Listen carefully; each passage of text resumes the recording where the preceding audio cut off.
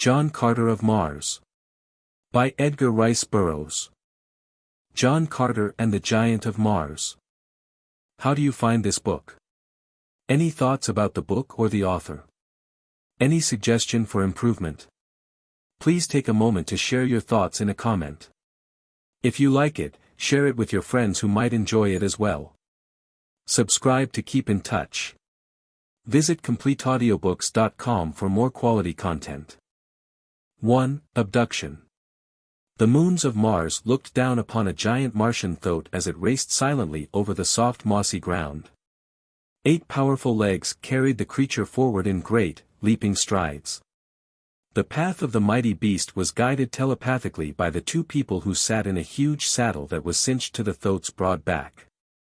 It was the custom of Savators, Princess of Helium, to ride forth weekly to inspect part of her grandfather's vast farming and industrial kingdom.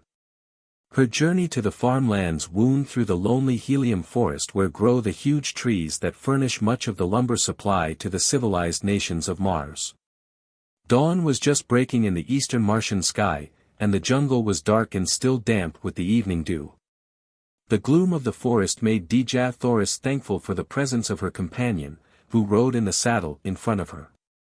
Her hands rested on his broad, bronze shoulders, and the feel of those smooth, supple muscles gave her a little thrill of confidence. One of his hands rested on the jewel-encrusted hilt of his great long sword and he sat his saddle very straight, for he was the mightiest warrior on Mars. John Carter turned to gaze at the lovely face of his princess. "Frightened, Savators?" he asked. "Never, when I am with my chieftain," Savators smiled. "But what of the forest monsters, the Arboks? Grandfather has had them all removed. On the last trip, my guard killed the only tree reptile I've ever seen." Suddenly Savators gasped, clutched vainly at John Carter to regain her balance. The mighty thoat lurched heavily to the mossy ground. The riders catapulted over his head. In an instant the 2 had regained their feet. But the thoat lay very still. Carter jerked his long sword from its scabbard and motioned Savators to stay at his back. The silence of the forest was abruptly shattered by an uncanny roar directly above them. "An Arbok!" Savators cried. The tree reptile launched itself straight for the hated man-things. Carter lifted his sword and swung quickly to one side, drawing the monster's attention away from Savators who crouched behind the fallen thoat. The Earthman's first thrust sliced harmlessly through the beast's outer skin. A huge claw knocked him off balance, and he found himself lying on the ground with the great fangs at his throat. "Savators, get the atom gun from the thoat's back," Carter called hoarsely to the girl. There was no answer. Calling upon every ounce of his great strength, Carter drove his sword into the Arbok's neck. The creature shuddered. A stream of blood gushed from the wound. The man wriggled from under the dead body and sprang to his feet. "Savators! Savators!" Wildly Carter searched the ground and trees surrounding the dead thoat and Arbok. There was no sign of Savators. She had utterly vanished. A shaft of light from the rising sun filtering through the foliage glistened on an object at the Earthman's feet. Carter picked up a large shell, a shell recently ejected from a silent atom gun. Springing to the dead thoat, he examined the saddle trappings. The atom gun that he had told Savators to fire was still in its leather boot. The Earthman stooped beside the dead thoat's head. There was a tiny, bloody hole through its skull.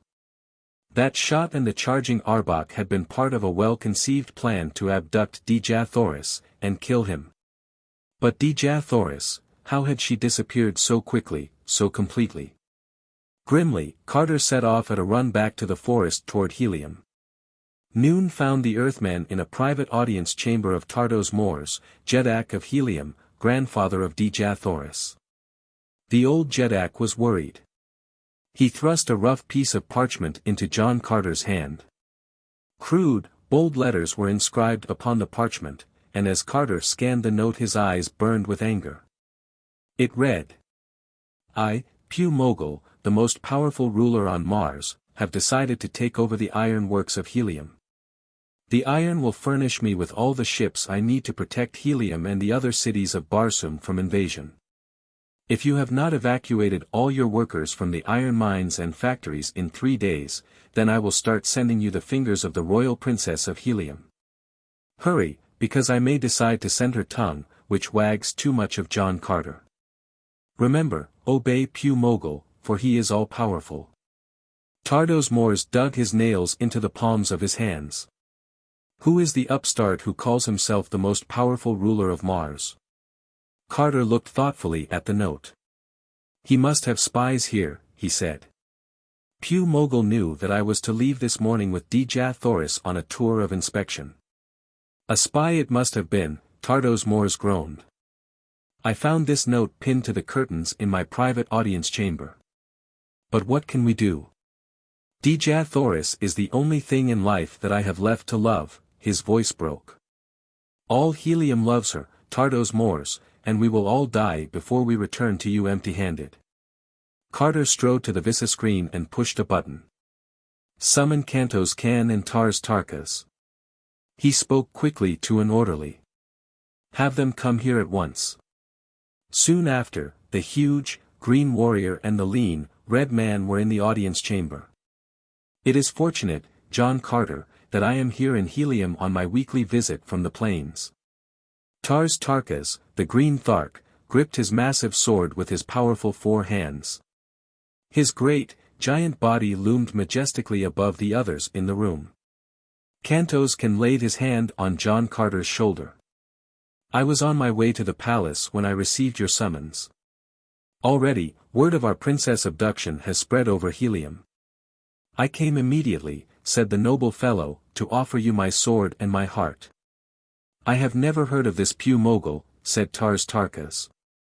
Is he a green man? Tardos Mors grunted, he's probably some petty outlaw or criminal who has an overbloated ego. Carter raised his eyes from the ransom note. No, Tardos Mors, I think he is more formidable than you imagine. He is clever, also.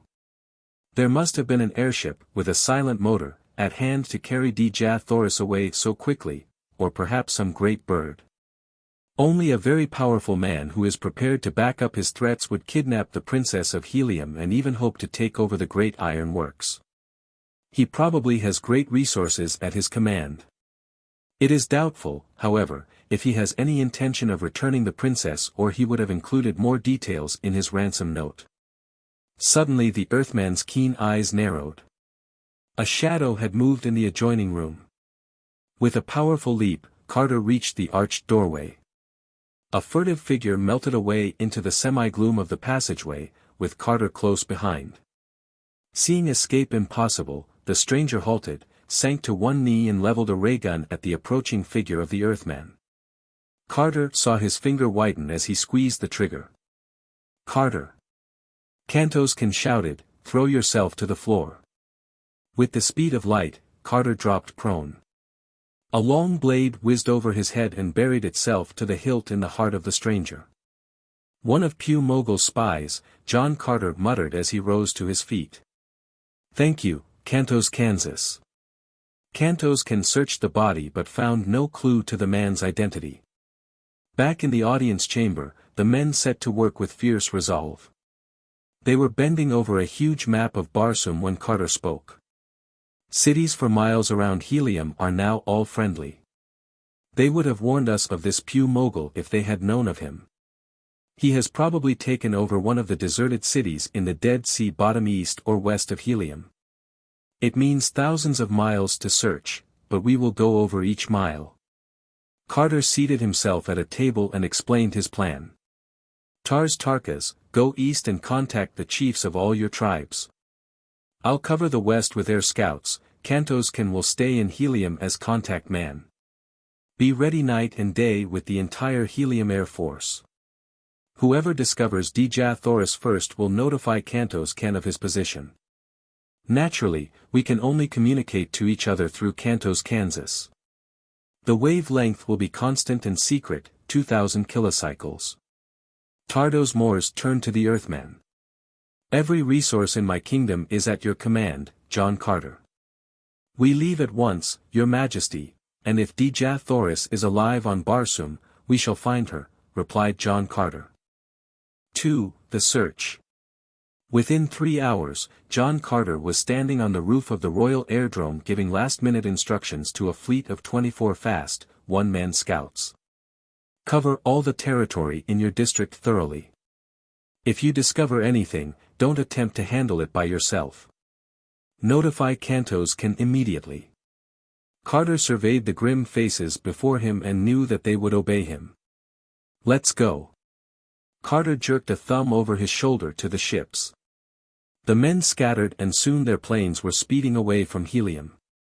Carter stayed on the roof long enough to check with Cantos Kansas. He adjusted the earphones around his head and then signaled on 2000 kilocycles. The dots and dashes of Cantos Can's reply began coming in immediately. Your signal comes in perfectly. Tars Tarkas is just leaving the city. The air fleet is mobilizing. The entire Air Force will stand by to come to your aid. Cantos Can signing off. Night found Carter cruising about 500 miles from Helium. He was very tired. The search of several ruined cities and canals had been fruitless. The buzzing of the microset aroused him again. Cantos Can reporting. Tars Tarkas has organized a complete ground search east to south, other air scouts west to south report nothing. Will acquaint you with any news that might come in. Awaiting orders. Will stand by. Signing off. No orders. No news. Carter signing off. Wearily he let the ship drift. No need to look further until the moons came up. The Earthman fell into a fitful sleep. It was midnight when the speaker sounded, jerking Carter to wakefulness. Cantos Can was signaling again, excitedly. Tars Tarkas has found Dja Thoris. She is held in a deserted city on the banks of the Dead Sea at Corvus. Cantos Can gave the exact latitude and longitude of the spot. Further instructions from Tars Tarkas request the greatest secrecy in your movements. He will be at the main bridge leading into the city. Cantos Can signing off. Come in, John Carter. John Carter signed off with Cantos Can, urging him to stand by constantly to be ready with the Helium Air Fleet. Now he set his Euro compass, a device that would automatically steer him to his destination. Several hours later, the Earthman flew over a low range of hills and saw below him an ancient city on the banks of the Dead Sea. He circled his plane and dropped to the bridge where he had been instructed to meet Tars Tarkas. Long, black shadows filled a dry gully below him. Carter climbed out of his plane, keeping to the shadows, and made his way to the towering ruins of the city. It was so quiet that a lonely bat swooping from a tower sounded like a falling airship. Where was Tars Tarkas? The green man should have appeared at the bridge. At the entrance to the city, Carter stepped into the black shadow of a wall and waited. No sound broke the stillness of the quiet night. The city was like a tomb. Deimos and Phobos, the two fast-moving moons of Mars, whirled across the heavens. Carter stopped breathing to listen. To his keen ears came the faint sound of steps, strange, shuffling steps dragging closer. Something was coming along the wall. The Earthman tensed, ready to spring away to his ship. Now he could hear other steps all around him. Inside the ruins something dragged against the fallen rocks. Then a great, heavy body dropped on John Carter from the wall above. Hot, fetid breath burned his neck. Huge, shaggy arms smothered him in their fierce embrace. The thing hurled him to the rough cobblestones. Huge hands clutched at his throat. Carter turned his head and saw above him the face of a great, white ape. 3 of the creature's fellows were circling around Carter, striving to tie his feet with a piece of rope while the other choked him into insensibility with his 4 mighty hands. Carter wriggled his feet under the belly of the ape with whom he was grappling. One mighty heave sent the creature into the air to fall, groaning and helpless, to the ground. Like a cornered bantha, Carter was on his feet, crouched against the wall, awaiting the attacking trio, with drawn sword.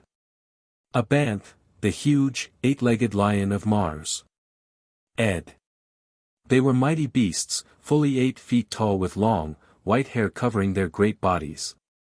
Each was equipped with 4 muscular arms that ended in tremendous hands armed with sharp, hooked claws.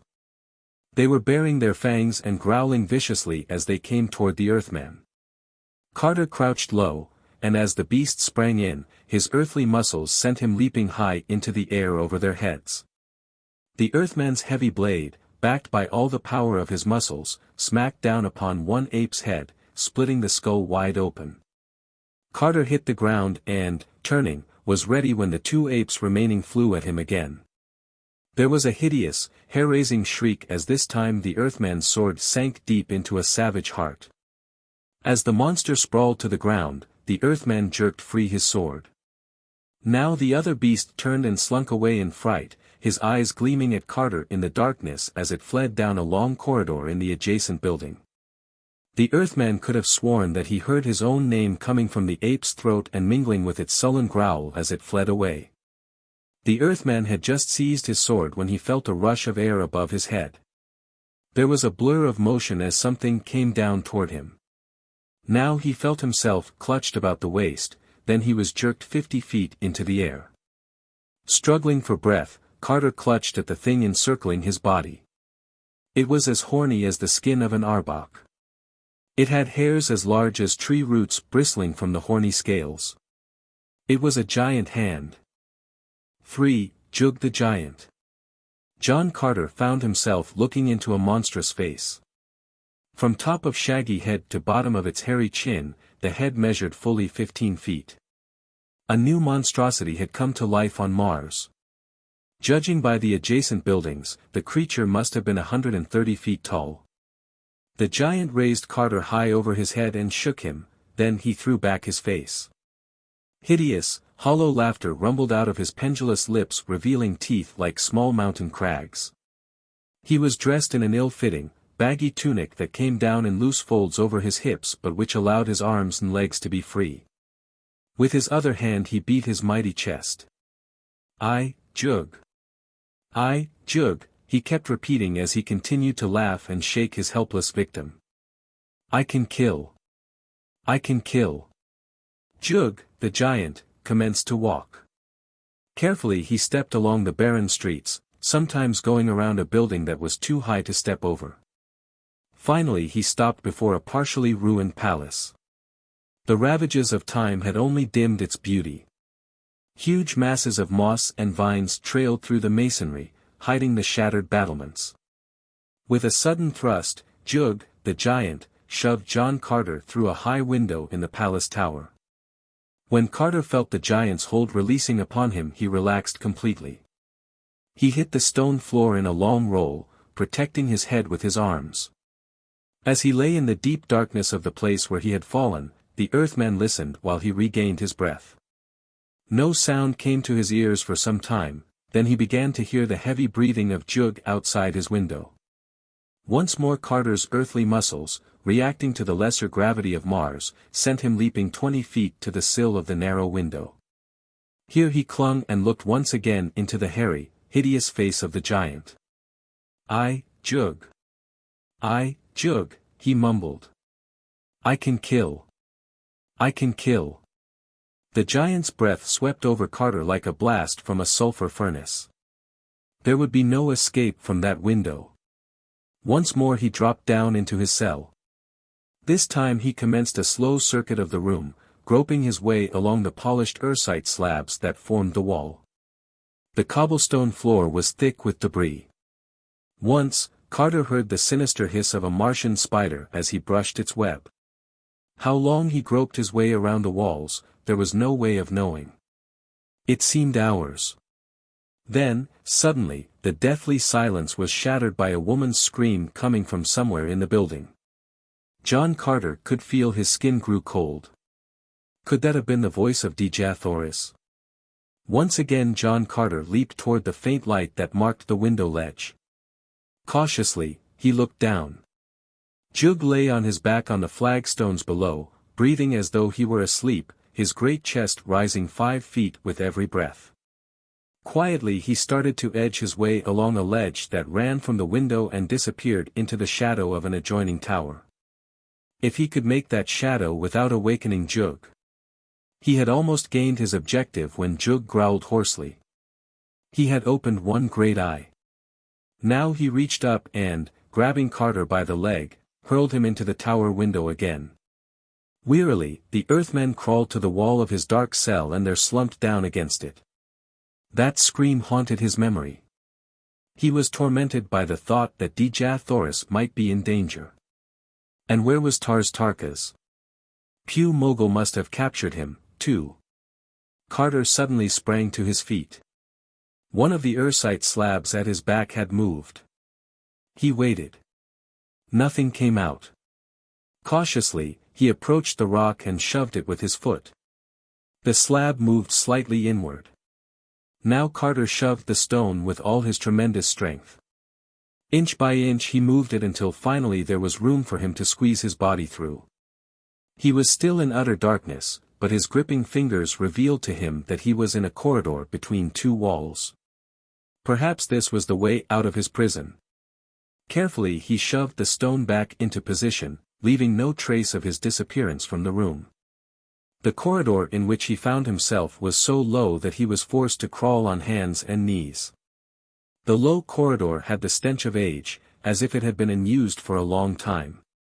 Gradually the tunnel sloped more and more downward. Many little side passages branched off from the main tunnel. There was no light, no noise. Only a faint, pungent odor beginning to fill the air.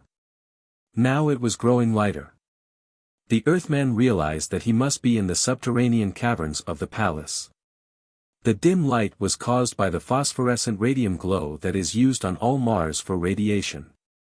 The source of this faint light the Earthman suddenly discovered. It was shining through a cleft in the wall ahead. Pushing aside another loose stone, John Carter crawled forth into a chamber. He drew in his breath sharply. Facing him was a warrior with drawn sword, the point of which was almost touching the breast of the Earthman. John Carter leaped back with the speed of lightning, whipped out his own sword and struck at the other's weapon. The arm of the red man fell from his body to the floor where it dissolved into dust. The ancient sword clattered on the cobblestones. Carter could see now that the warrior had been leaning against the wall, balanced there precariously for ages, his sword arm extending in front of him just as it had stiffened long ago in death. The loss of the arm overbalanced the torso which toppled to the floor and there dissolved into a heap of ash-like dust. In an adjoining chamber there were a score of women, beautiful girls, chained together by collars of gold around their necks. They sat at a table where they had been eating, and the food was still before them. They had been the prisoners, the slaves of the rulers of the long-dead city. The dry, motionless air combined with some gaseous secretion from the walls and dungeons had preserved their beauty through the ages. The Earthman had traversed some little distance down a musty corner when he became aware of something scraping behind him. Whirling into a side corridor he looked back. Gleaming eyes were coming toward him. They followed him as he backed into the tunnel. Now again came the scraping, repeated this time farther ahead in the tunnel. Other eyes shone ahead of him. John Carter ran forward, his sword point extended. The eyes ahead retreated, but those in back of him started to close. It was very dark now, but far ahead the Earthman could see a faint gleam of light filtering into the tunnel. He ran toward the light. Fighting the things where he could see them would be a lot easier than stumbling around in a dark corridor. Carter entered the room and in the dim light came face to face with the creature whose eyes he had seen ahead of him in the tunnel. It was a species of the huge three-legged Martian rat. Its yellow fangs were bared hideously in a vicious snarl, as it backed slowly away from Carter to the far end of the small room. Now behind him came the other rat, and together the two beasts started to close in upon the Earthman. Carter smiled grimly as he gripped his sword. "I am the proverbial cornered rat now," he muttered as he swung his blade at the nearest creature. It ducked the blow and scurried toward him. But the Earthman's sword was ready. The charging rat lunged full upon the waiting sword point. The momentum of the beast carried Carter back 5 feet. But he still retained a hold on his sword, the point of which had plunged through the animal's single shoulder and pierced its wild heart. When Carter had jerked free his sword and turned to meet his other antagonist, an exclamation of dismay escaped his lips. The room was half filled with rats. The creatures had entered through another opening and had formed a circle around him, waiting to attack. For half an hour, Carter battled furiously for his life in the lonely dungeon beneath the palace in the ancient city of Corvus.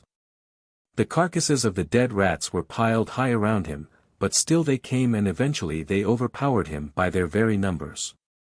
John Carter went down by a terrific blow to his head from a snake-like tail. He was half stunned, but he still clung tenaciously to his sword as he felt himself seized by the arms and dragged away into the darkness of an adjoining tunnel. 4. The City of Rats. John Carter recovered fully when he was dragged through a pool of muddy water. He heard the rats greedily drinking, saw their green eyes gleaming in the darkness. The smell of freshly dug earth reached his nostrils and he realized that he was in a burrow far under the subterranean vaults of the palace. Several rats on either side of him had hold of his arms by their forepaws as they dragged him along. It was very uncomfortable, and he wondered how much longer the journey would last. Nor had he long to wait. The strange company finally came out into a huge underground cavern. Light from the outside filtered down through various openings in the ceiling above, its rays reflecting on thousands of gleaming stalactites of red sandstone. Massive stalagmites, huge sedimentary formations of grotesque shape, rose up from the floor of the cavern. Among these formations on the floor were numerous dome-shaped mud huts. As Carter was dragged by, he stared at a hut that several rats were constructing. The framework was composed of white sticks of various shapes plastered with mud from an underground stream bed. The white sticks were very irregular in length and size. One of the rats stopped work to gnaw at a stick. It looked like a bone. As he was dragged closer, he saw that the stick was a human thigh bone. The mud huts were studded with bones and skulls, upon some of which were still dangling hideously the vestiges of hair and skin. Carter noticed that the tops of all the skulls had been removed, neatly sliced off. The Earthman was dragged to a clearing in the center of the cavern. Here, upon a mound of skulls, sat a rat half again as large as the others. The baleful, pink eyes of the creature glared at Carter as he was dragged up on top of the mound. The beasts released their hold upon the Earthman and descended to the bottom of the mound, leaving Carter alone with the large rat. The long whiskers of the monster were constantly twitching as the thing sniffed at the man. It had lost one ear in some battle long ago and the other was bright with scar tissue. Its little pink eyes surveyed Carter for a long time while it fondly caressed its long, hairless tail with its one claw-like paw. This, evidently, was the king of the rats. Lord of the underworld, Carter thought, trying to hold his breath. The stench in the cavern was overwhelming. Without taking his eyes from Carter's, the rat reached down and picked up a skull beside him and put it in front of Carter. This he repeated, picking up a skull from the other side and placing it beside the first. By repeating this, he eventually formed a little ring of topless heads in front of the Earthman. Now, very judiciously, he climbed inside the circle of skulls and picking one of them up tossed it to Carter. The Earthman caught it and tossed it back at the king. This seemed to annoy His Royal Highness. He made no effort to catch the skull and it flew past him and went bouncing down the mound. Instead, the king leaped up and down inside the little circle of skulls, at the same time emitting angry squeals. This was all very puzzling to the Earthman. As he stood there, he became aware of 2 circles of rats forming at the base of the mound, each circle consisting of about 1,000 animals. They began a weird dance, moving around the raised dais of bones counterclockwise. The tail of each rat was gripped in the mouth of the following beast, thus forming a continuous chain. There was no doubt that the Earthman was in the center of a weird ritual. While he was ignorant of the exact nature of the ceremony, he had little doubt as to its final outcome. The countless barren skulls, the yellowed ones that filled the cavern were mute, horrible evidence of his final fate. Where did the rats get all the bodies from which the skulls were obtained, and why were the tops of those skulls missing? The city of Corvus, as every Martian schoolboy knew, had been deserted for 1,000 years. Yet many of the skulls and bones were recently picked clean of their flesh. Carter had seen no evidence in the city of any life other than the great white apes and the mysterious giant, and the rats themselves. However, there had been the woman's scream that he had heard earlier. This thought accentuated his ever-present anxiety over Dja Thoris's safety and whereabouts. This delay was tormenting. As the circles of rats closed in about him, the Earthman's eyes eagerly searched for some avenue of escape. The rats circled slowly, watching their king, who rose to his hind legs, stamping his feet, thumping his tail. The mound of skulls echoed hollowly. Faster danced the king and faster moved the circles of rats, drawing ever closer to the mound. The closer rats shot hungry glances at the Earthman. Carter smiled grimly and gripped his sword more tightly. Strange that they should let him retain it. More than one of the beasts would die before he was overcome, and the king would be the first to go. There was no doubt that he was to be sacrificed to furnish a gastronomic orgy. Suddenly the king stopped his wild gyrations directly in front of Carter. The dancers halted instantly, watching, waiting. A strange, growling squeal started deep in the king's throat and grew in volume to an ear-piercing shriek. The king of rats stepped over the ring of skulls and advanced slowly toward Carter. Once again the Earthman glanced about, seeking some means of escape from the mound. This time he looked up. The ceiling was at least 50 feet away. No native-born Martian would ever consider escaping in that direction. But John Carter had been born on the planet Earth, and he had brought with him to Mars all the strength and agility of a trained athlete. It was upon this, combined with the lesser gravity of Mars, that the Earthman made his quick plan for the next moment. Tensely he waited for his opportunity. The ceremony was nearly concluded. The king was baring his fangs not a foot from Carter's neck.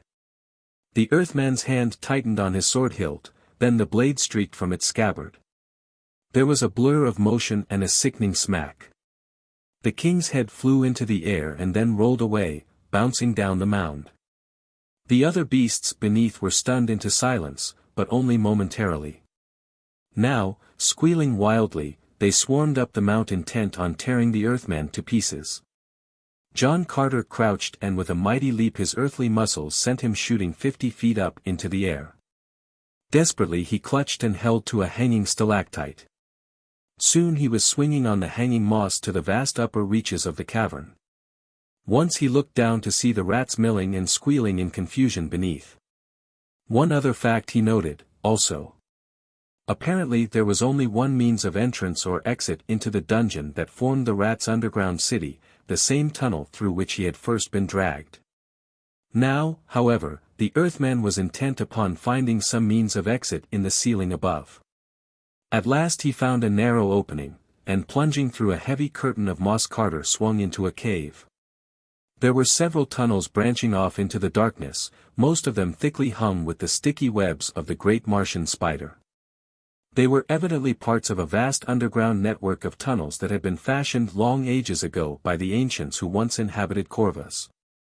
Carter was ready with his blade for any encounter with man or beast that might come his way. And so he started off up the largest tunnel. The perpetually burning radium light that had been set in the wall when the tunnel was constructed furnished sufficient illumination for the Earthman to see his way quite clearly. Carter halted before a massive door set into the end of a tunnel. It was inscribed with hieroglyphics unfamiliar to the Earthman. The subdued drone of what sounded like many motors seemed to come from somewhere beyond the door. He pushed open the unbarred door and halted just beyond, staring unbelievingly at the tremendous laboratory in which he found himself. Great motors pumped oxygen through low pipes into rows of glass cages that lined the walls and filled the antiseptically white chamber from end to end. In the center of the laboratory were several operating tables with large searchlights focused down upon them from above. But the contents of the glass cages immediately absorbed the Earthman's attention. Each cage contained a giant white ape, standing upright inside, apparently lifeless. The top of each hairy head was swathed in bandages. If these beasts were dead, why then the oxygen tubes running to their cages? Carter moved across the room to examine the cases at closer range. Halfway to the farther wall he came upon a low, glass dome that covered a huge pit set in the floor. He gasped. The pit was filled with dead bodies, red warriors with the tops of their heads neatly sliced off. 5. Chamber of Horrors. Far below, in the pit, John Carter could see forms moving in and about the bodies of the dead red men. They were rats, and as he watched the Earthman could see them dragging bodies off into adjoining tunnels. These tunnels probably entered the main one which ran into the rats' underground city. So this was where the beasts got the skulls and bones with which they constructed their odorous, underground dwellings. Carter's eyes scanned the laboratory. He noted the operating tables, the encased instruments above, the anesthetics. Everything pointed to some grisly experiment, conducted by some insane scientist. Within a glass case were many books. One ponderous volume was inscribed in gold letters, Pew Mogel, His Life and Wonderful Works. The Earthman frowned. What was the explanation? Why this well-equipped laboratory buried in an ancient lost city, a city apparently deserted except for apes, rats, and a giant man? Why the cases about the wall containing the mute, motionless bodies of apes with bandaged heads? And the red men in the pit, why were their skulls cut in half, their brains removed? From whence came the giant, the monstrous creature whose likeness had existed only in the Barsoomian folklore? One of the books in a case before Carter bore the name Pew Mogel. What connection had Pew Mogel with all this and who was the man? But more important, where was Dja Thoris, the Princess of Helium? John Carter reached for Pew Mogel's book. Suddenly the room fell silent. The generators that had been humming out their power, stopped. "Touch not that book, John Carter," came the words echoing through the laboratory. Carter's hand dropped to his sword. There was a moment's pause. Then the hidden voice continued. "Give yourself up, John Carter, or your princess dies." The words were apparently coming from a concealed loudspeaker somewhere in the room. "Through the door to your right, Earthman, the door to your right." Carter immediately sensed a trap. He crossed to the door. Warily, he pushed it open with his foot. Upon a gorgeous throne at the far end of a huge dome-shaped chamber sat a hideous, misshapen man. A tiny, bullet head squatted upon massive shoulders. Everything about the creature seemed distorted. His torso was crooked, his arms were not equal in length, one foot was larger than the other. The face in the diminutive head leered at John Carter. A thick tongue hung partly out over yellowed teeth. The hulking body was encased in gorgeous trappings of platinum and diamonds. One claw-like hand stroked the bare bead. From head to foot there was apparently not a hair on his body. At the man's feet crouched a great, four-armed shaggy brute, another white ape. Its little red eyes were fixed steadily upon the Earthman as he stood at the far end of the chamber. The man on the throne idly fingered the microphone with which he had summoned Carter to the room. "I have trapped you at last, John Carter." Beady, cocked eyes glared with hatred. "You cannot cope with the great brain of Pew Mogel." Pew Mogel turned to a television screen studded with dials and lights of various colors. His face twisted into a smile. "You honor my humble city, John Carter. It is with the greatest interest I have watched your progress through the many chambers of the palace with my television machine." Pew Mogel patted the machine. "This little invention of my good teacher, Rastava's," continued Pew Mogel, "which I acquired from him, has been an invaluable aid to me in learning of your intended search for my unworthy person. It was unfortunate that you should suspect the honorable intentions of my agent that afternoon in the Jedak's chambers. Fortunately, however, he had already completed his mission. And through an extension upon this television set, concealed cleverly behind a mirror in the Jedak's private throne room, I was able to see and hear the entire proceedings." Pew Mogel laughed vacantly, his little unblinking eyes staring steadily at Carter who remained motionless at the other end of the room. The Earthman could see nothing in the chamber that indicated a trap. The walls and floor were all of gray, polished Ursite slabs. Carter stood at one end of a long aisle leading to Pew Mogel's throne. Slowly he advanced toward Pew Mogel, his hand grasping his sword, the muscles of his arm etched bands of steel. Halfway down the aisle, the Earthman halted. "Where is Dejathoris?" His words cut the air. The microcephalic head of Pew Mogel cocked to one side. Carter waited for him to speak. A microcephalic head is one possessing a very small brain capacity. It is the opposite of megacephalic, which means a large brain capacity. Generally microcephalia is a sign of idiocy, although in the case of Pew Mogel, the condition did not mean idiocy, but extreme craftiness, and madness, which might indicate that, since Pew Mogel was an artificial, synthetic product of Rastavas.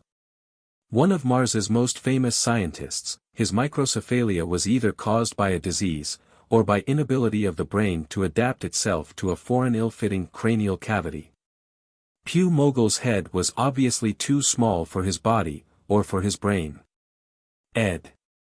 In spite of having the features of a man, Pew Mogel did not look quite human. There was something indescribably repulsive about him, the thin lips, the hollow cheeks, the close-set eyes. The Carter realized that those eyes were unblinking. There were no eyelids. The man's eyes could never close. Pew Mogel spoke coldly. "I am greatly indebted to you for this visit. I was fortunate enough to be able to entertain your princess and your best friend, but I hardly dared to hope you would honor me, too." Carter's face was expressionless. Slowly he repeated, "Where is Dejathoris?" Pew Mogel leered mockingly. The Earthman advanced toward the throne. The white ape at Pew Mogel's feet growled, the hairs on its neck bristling upright as Pew Mogel flinched slightly. Again the twisted smile passed over his face as he raised his hand toward John Carter and drawled. "Have patience, John Carter, and I will show you your princess. But first, perhaps you will be interested in seeing the man who, last night, told you to meet him at the main bridge outside the city." Pew Mogel's left eye suddenly popped out of its socket and dangled on his cheek. He took no notice of it, but continued to speak, glancing first at Carter and then at Tars Tarkas with the other eye. "You have both met Joog," stated Pew Mogel. 130 feet tall, he is all muscle, a product of science, the result of my great brain. Pew Mogel hooked one of his fingers over a lever projecting from the golden arm of his throne and slipped it toward himself. A pillar to the left of his throne, half set in the wall, began to revolve slowly. A giant green man appeared, chained to the pillar. His 4 mighty arms were strapped securely. And for Pew Mogel's additional safety, several steel chains were wrapped around his body and cinched with massive padlocks. His neck and ankles were also secured with bands of steel, also padlocked. "Tars Tarkas!" Carter exclaimed. "Kair, John Carter," there was a grim smile on Tars Tarkas' face as he replied. "I see our friend here trapped us both the same way, but it took a giant 15 times my size to hold me while they trussed me in these chains. The message you sent me last night," in a flash, Carter realized the truth. Pew Mogel had faked the messages from Kantos Kan and Tars Tarkas, trapping them both in the city the night before. "Yes, I sent you both identical messages," said Pew Mogel, each message apparently from the other. "The proper broadcasting length I ascertained from listening to the concealed microphone I had planted in the Jedak's throne room. Clever. With my own hands I created him from living flesh, the greatest fighting monster that Barsoom has ever seen. I modeled him from the organs, tissues, and bones of 10,000 red men and white apes." Pew Mogel, becoming aware of his left eye, quickly shoved it back into place. Tars Tarkas laughed one of his rare laughs. "Pew Mogel," he said, "you are falling apart. As you claim to have created your giant, so you yourself have been made. Unless I miss my guess, John Carter," continued Tars Tarkas, "this freak before us who calls himself a king has, himself, crawled out of a tissue vat." Pew Mogel's pallid countenance turned even paler as he leaped to his feet. He struck Tars Tarkas a vicious blow on the face. "Silence, green man," he shrieked. Tars Tarkas only smiled at this insult, ignoring the pain. John Carter's face was a frozen mask. One more blow at his defenseless friend would have sent him at Pew Mogel's throat. Better to bide his time, he knew, until he learned where Dejah Thoris was hidden. Pew Mogel sank back upon his throne. The white ape, who had risen, once more squatted down at his master's feet. Presently Pew Mogel smiled again. "So sorry," he drawled, "that I lost my temper. Sometimes I forget that my present appearance reveals the nature of my origin. You see, soon I shall have trained one of my apes in the intricate procedure of transferring my marvelous brain into a suitable, handsome body, then no one will guess that I am not like any other normal man on Barsoom." John Carter smiled grimly at Pew Mogel's words. "Then you are one of Ras Thava's synthetic men?" 6. Pew Mogel. "Yes, I am a synthetic man," answered Pew Mogel slowly. "My brain was the greatest achievement of all the mastermind's creations. For years I was a devoted pupil of Ras Thava's in his laboratories at Morbus. I learned all that the master could teach me of the secrets of creating living tissue. When I learned from him all that I thought necessary to pursue my plans, I left Morbus. With 100 synthetic men I escaped over the great Tenolian marshes on the backs of Malagors, the birds of transport. I brought with me all the intricate equipment that I could steal from his laboratories. The rest, I have fashioned here in this ancient deserted city where we finally landed." John Carter was studying Pew Mogel intently. "I was tired of being a slave," continued Pew Mogel. "I wanted to rule, and by Isis, I have ruled. And some day I shall rule all Barsoom." Pew Mogel's eyes gleamed. "It was not long before red men gathered in our city, escaped and exiled criminals. Since their faces would only lead them to capture and execution in other civilized cities on Barsoom, I persuaded them to allow me to transfer their brains into the bodies of the stupid white apes that overran this city. I promised to later restore their brains into the bodies of other red men, provided they would help me in my conquests." Carter recalled the apes with the bandaged heads in the adjoining laboratory, and the red men with their skulls sliced off in the chamber of the rats. He began to understand a little, then he remembered Joog. "But the giant?" asked John Carter. "Whence came he?" Pew Mogel was silent for a minute, then he spoke. "Joog I have built, piece by piece, during several years, from the bones, tissues and organs of 1,000 red men and white apes who came voluntarily to me or whom I captured. Even his brain is the synthesis of the brains of 10,000 red men and white apes. Into Joog's veins I have pumped a serum that makes all tissues self-repairing. My giant is practically indestructible. No bullet or cannon shot made can stop him." Pew Mogel smiled and stroked his hairless chin. "Think how powerful my ape soldiers will be," he purred, "each one armed with the great strength of an ape. With their 4 arms they can hold twice as many weapons as ordinary men, and inside their skulls will function the cunning brains of human beings. With Joog and my army of white apes, I can go forth and become master of all Barsoom." Pew Mogel paused and then added, "Provided I acquire more iron for even greater weapons than I already have." Now Pew Mogel had risen from his throne in his great excitement. "I preferred to conquer peacefully by first acquiring the helium iron works as payment for Dejah Thoris's safe return. But the Jedak and John Carter forced me into other alternatives. However, I'll give you one more chance to settle peacefully," he said. Pew Mogel's hand moved toward the right arm of his throne, as he pulled a duplicate lever. A beautiful woman swung into view. It was Dejah Thoris. At the sight of his princess chained to the other pillar before him, John Carter grew very pale. He sprang forward to free her. His earthly muscles could have easily covered the distance in one leap. But halfway there in his spring, Dejah Thoris and Tars Tarkas saw the Earthmen sprawl in mid-air as though he had struck full force against some invisible barrier. Half stunned, he crumpled to the floor. Dejah Thoris gave a little cry. Tars Tarkas strained at his bonds. Slowly, the Earthman rose to his feet, shaking his body like some majestic animal. With his sword he reached down and felt the barrier that stood between him and the throne. Pew Mogel laughed harshly. "You are trapped, John Carter. The invisible glass partition that you struck is another invention of the great Rastavas that I acquired. It is invulnerable. From there, you may watch the torture of your princess, unless she sees fit to sign a note to her father demanding the surrender of Helium to me." The Earthman looked at his princess not 10 feet from him.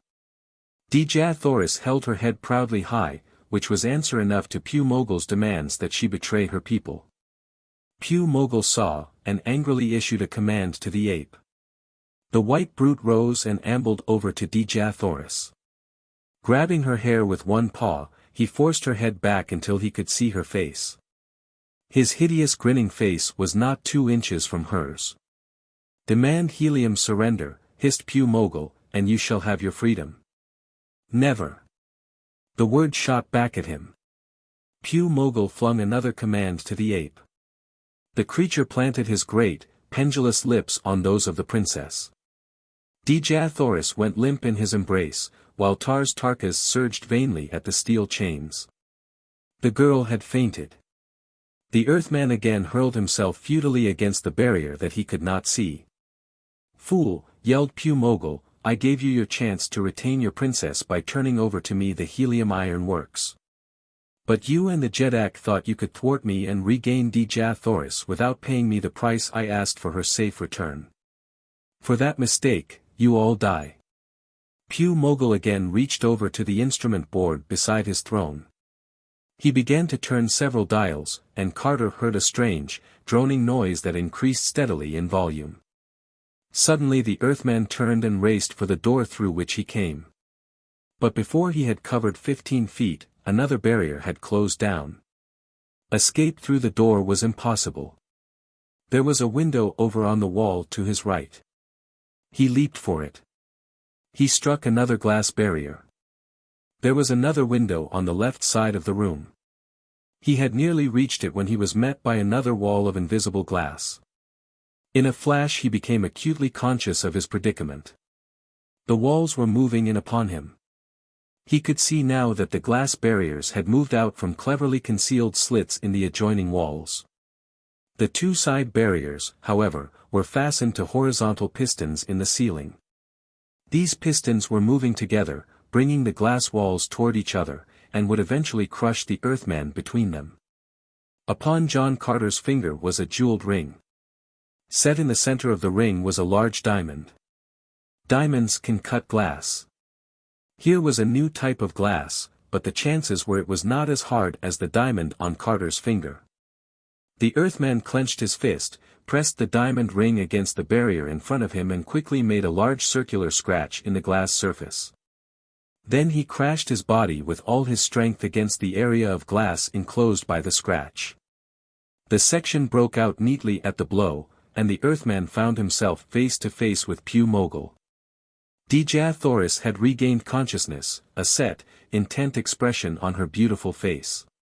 A grim smile had settled over Tars Tarkas's lips when he saw that his friend was no longer impeded by the invisible barriers.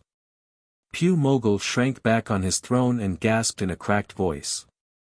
"Seize him, Gore, seize him." Little beads of sweat stood forth on his brow. Gore, the white ape, released his hold on Dejah Thoris and, turning, saw the Earthman advancing toward them. Gore snarled viciously, revealing jagged, mighty fangs. He crouched low, so that his 4 massive fists supported his weight on the floor. His little, beady, bloodshot eyes gleamed hatred, for Gore hated all men save Pew Mogel. 7. The Flying Terror. As Gore, the great white ape with a man's brain, crouched to meet John Carter, he was fully confident of overcoming his puny man opponent. But to make assurance doubly sure, Gore drew the great blade at his side and rushed madly at his foe, hacking and cutting viciously. The momentum of the brute's attack forced Carter backward a few steps as he deftly warded off the mighty blows. But the Earthman saw his chance. Quickly, surely, his blade streaked. There was a sudden twist and Gore's sword went hurtling across the room. Gore, however, reacted with lightning speed. With his 4 huge hands he grasped the naked steel of the Earthman's sword. Violently he jerked the blade from Carter's grasp and, raising it overhead, snapped the strong steel in two as if it had been a splinter of wood. Now, with a low growl, Gore closed in, and Carter crouched. Suddenly the man leaped over the ape's head, but again with uncanny speed the monster shot out a hairy hand and grasped the Earthman's ankle. Gore held John Carter in his 4 hands, drawing the man closer and closer to the drooling jowls and gleaming fangs. But with a surge of his mighty muscles, the Earthman jerked free his arm and sent a terrific blow crashing full into Gore's face. The ape recoiled, dropping John Carter, and staggered back toward the huge window on the right wall by Pew Mogel's throne. Here the beast tottered. And the Earthman, seeing his chance, once again leaped into the air, but this time flew feet foremost toward the ape. At the moment of contact with the ape's chest, Carter extended his legs violently. And so, as his feet struck Gore, this force was added to the hurtling momentum of his body. With a bellowing cry, Gore hurtled out through the window and his screams ended only when he landed with a sickening crunch in the courtyard far below. Dejah Thoris and Tars Tarkas, chained to the pillars, had watched the short fight, fascinated by the Earthman's sure, quick actions. But when Carter did not succumb instantly to Gore's attack, Pew Mogel had grown frightened. He began jerking dials and switches, and then spoke swiftly into the little microphone beside him. So now, as the Earthman regained his feet and advanced slowly toward Pew Mogel, he did not see the black shadow that obscured the window behind him. Only when Dejah Thoris screamed a warning did the Earthman turn. But he was too late. A giant hand, fully 3 feet across, closed about his body. He was lifted from the floor and pulled out quickly through the window. To Carter's ears came the hopeless cry of his princess mingled with the cruel, hollow laugh of Pew Mogel. Carter did not need the added assurance of his eyes to know that he was being held in the grasp of Pew Mogel's synthetic giant. Joog's fetid breath blasting across his face was ample evidence. Joog held Carter several feet from his face and contracted his features in the semblance of a grin, exposing his 2 great rows of cracked, stained teeth the size of sharp boulders. Hoarse, gurgling sounds emanated from Joog's throat as he held the Earthman before his face. Joog. Joog, the monster finally managed. I can kill. I can kill. Then he shook his victim until the man's teeth rattled. But quite suddenly the giant was quiet, listening, then Carter became aware of muffled words coming, apparently, from Joog's ear. Then John Carter realized that the command was coming from Pew Mogel, transmitted by short wave to a receiving device attached to one of Joog's ears. To the arena, repeated the voice. Fasten him over the pit. The pit, what new form of devilish torture was this? Carter tried vaguely to ease the awful pressure that was crushing him. But his arms were pinned to his sides by the giant's grasp. All the man could do was breathe laboriously and hope that Joog's great strides would soon bring them to his destination, whatever that might be. The giant's tremendous pace, stepping over tall, ancient edifices or across wide, spacious plazas in single, mighty strides, soon brought them to a large, crowded amphitheater on the outskirts of the city. The amphitheater apparently was fashioned from a natural crater. Row upon row of circular tiers had been carved within the inner wall of the crater, forming a series of levels upon which sat thousands of white apes. In the center of the arena was a circular pit about 50 feet across. The pit contained what appeared to be water whose level was about 15 feet from the top of the pit.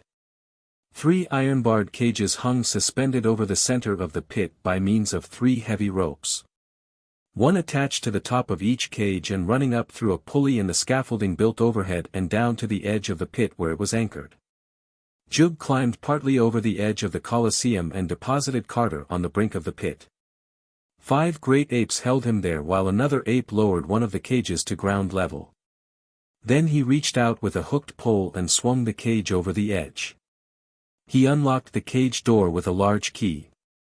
The keeper for the key was a short, heavy-set ape with a bull neck and exceedingly close-set eyes.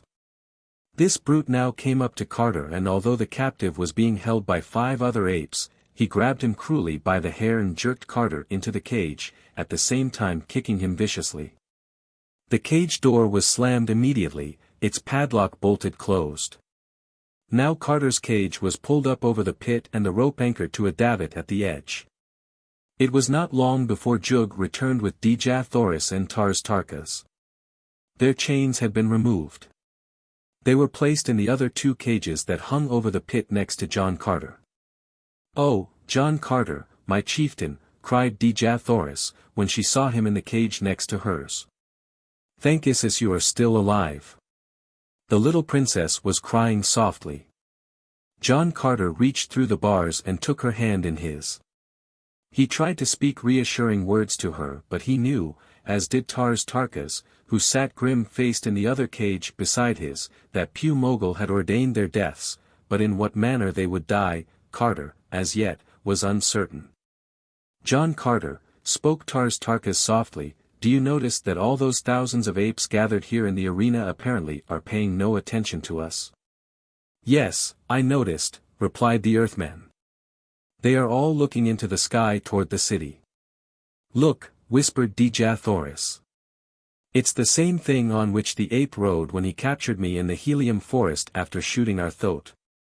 There appeared in the sky, coming from the direction of the city, a great, lone bird upon whose back rode a single man. The Earthman's keen eyes squinted for an instant. "The bird is a Malagor. Pew Mogel is riding it." The bird and its rider circled directly overhead. "Open the east gate," Pew Mogel commanded, his voice ringing out through a loudspeaker somewhere in the arena. The gates were thrown open and there began pouring out into the arena wave after wave of Malagors exactly like the bird Pew Mogel rode. As the Malagors came out, column after column of apes were waiting at the entrance to vault onto the birds' backs. As each bird was mounted, it rose into the air by telepathic command to join a constantly growing formation circling high overhead. The mounting of the birds must have taken nearly 2 hours, so great were the numbers of Pew Mogel's apes and birds. Carter noticed that upon each ape's back was strapped a rifle and each bird carried a varying assortment of military equipment, including ammunition supplies, small cannon and a submachine gun was carried by each flight platoon. At last all was ready and Pew Mogel descended down over the cages of his 3 captives. "You see now Pew Mogel's mighty army," he cried, "with which he will conquer Helium and then all Barsoom." The man seemed very confident, for his crooked, misshapen body sat very straight upon his feathered mount. "Before you are chewed to bits by the reptiles in the water below you," he said, "you will have a few moments to consider the fate that awaits Helium within the next 48 hours. I should have preferred to conquer peacefully but you interfered. For that, you die, slowly and horribly." Pew Mogel turned to the only ape that was left in the arena, the keeper of the key to the cages. "Open the floodgate," was his single command before he rose up to lead his troops off toward the north. Accompanying the weird, flying army in a sling carried by 100 Malagors rode Joog, the synthetic giant. A hollow, mirthless laugh pealed like thunder from the giant's throat as he was borne away into the sky. 8. The Reptile Pit. As the last bird in Pew Mogel's fantastic army flapped out of sight behind the rim of the crater, John Carter turned to Tars Tarkas in the cage hanging beside him. He spoke softly so that Dejah would not hear. "Those creatures will make Helium a formidable enemy," he said.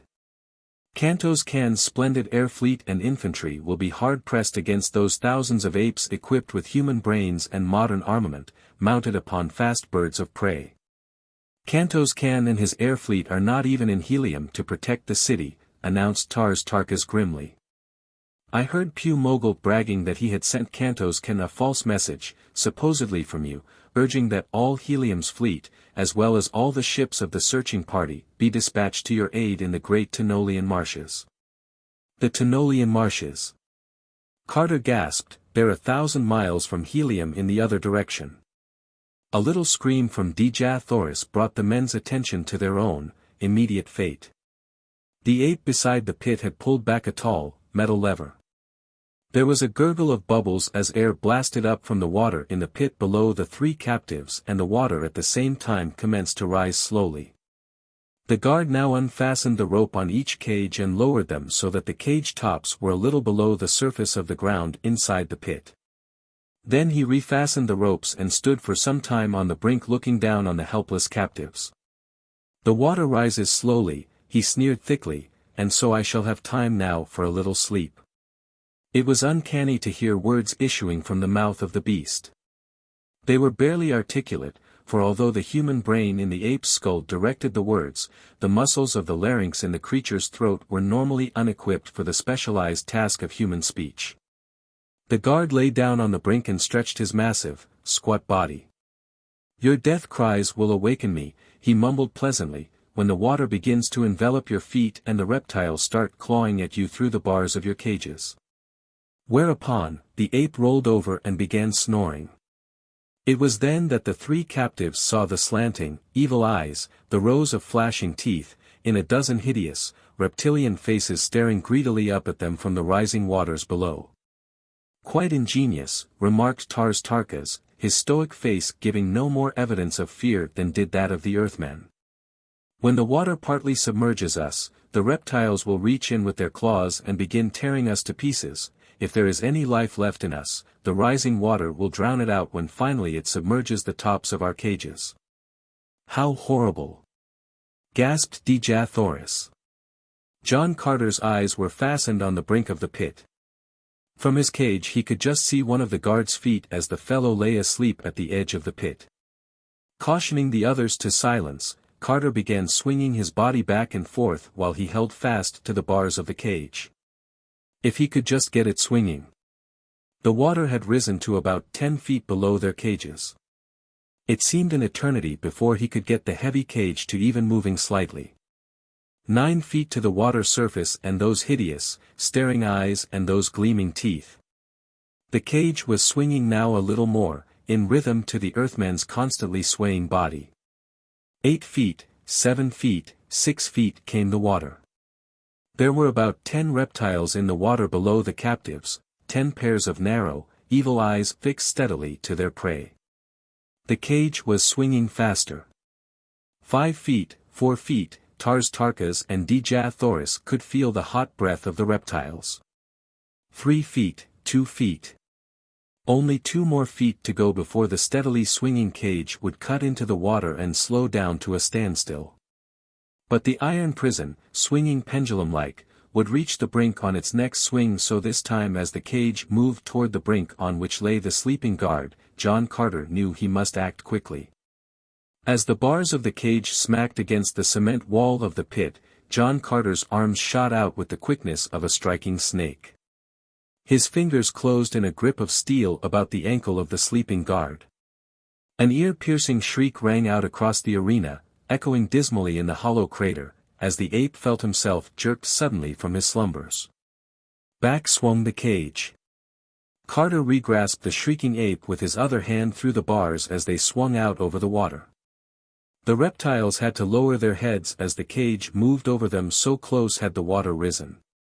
"Good work, John Carter," came Tars Tarkas's tense words as he reached out and grabbed hold of the ape with his 4 mighty hands. At the same time, Carter's cage splashed to a sudden stop. It had hit the water's surface. "Hold him, Tars Tarkas. While I pull the key off the scoundrel's neck. There, I've got it." The water was flowing over the bottom of the cages.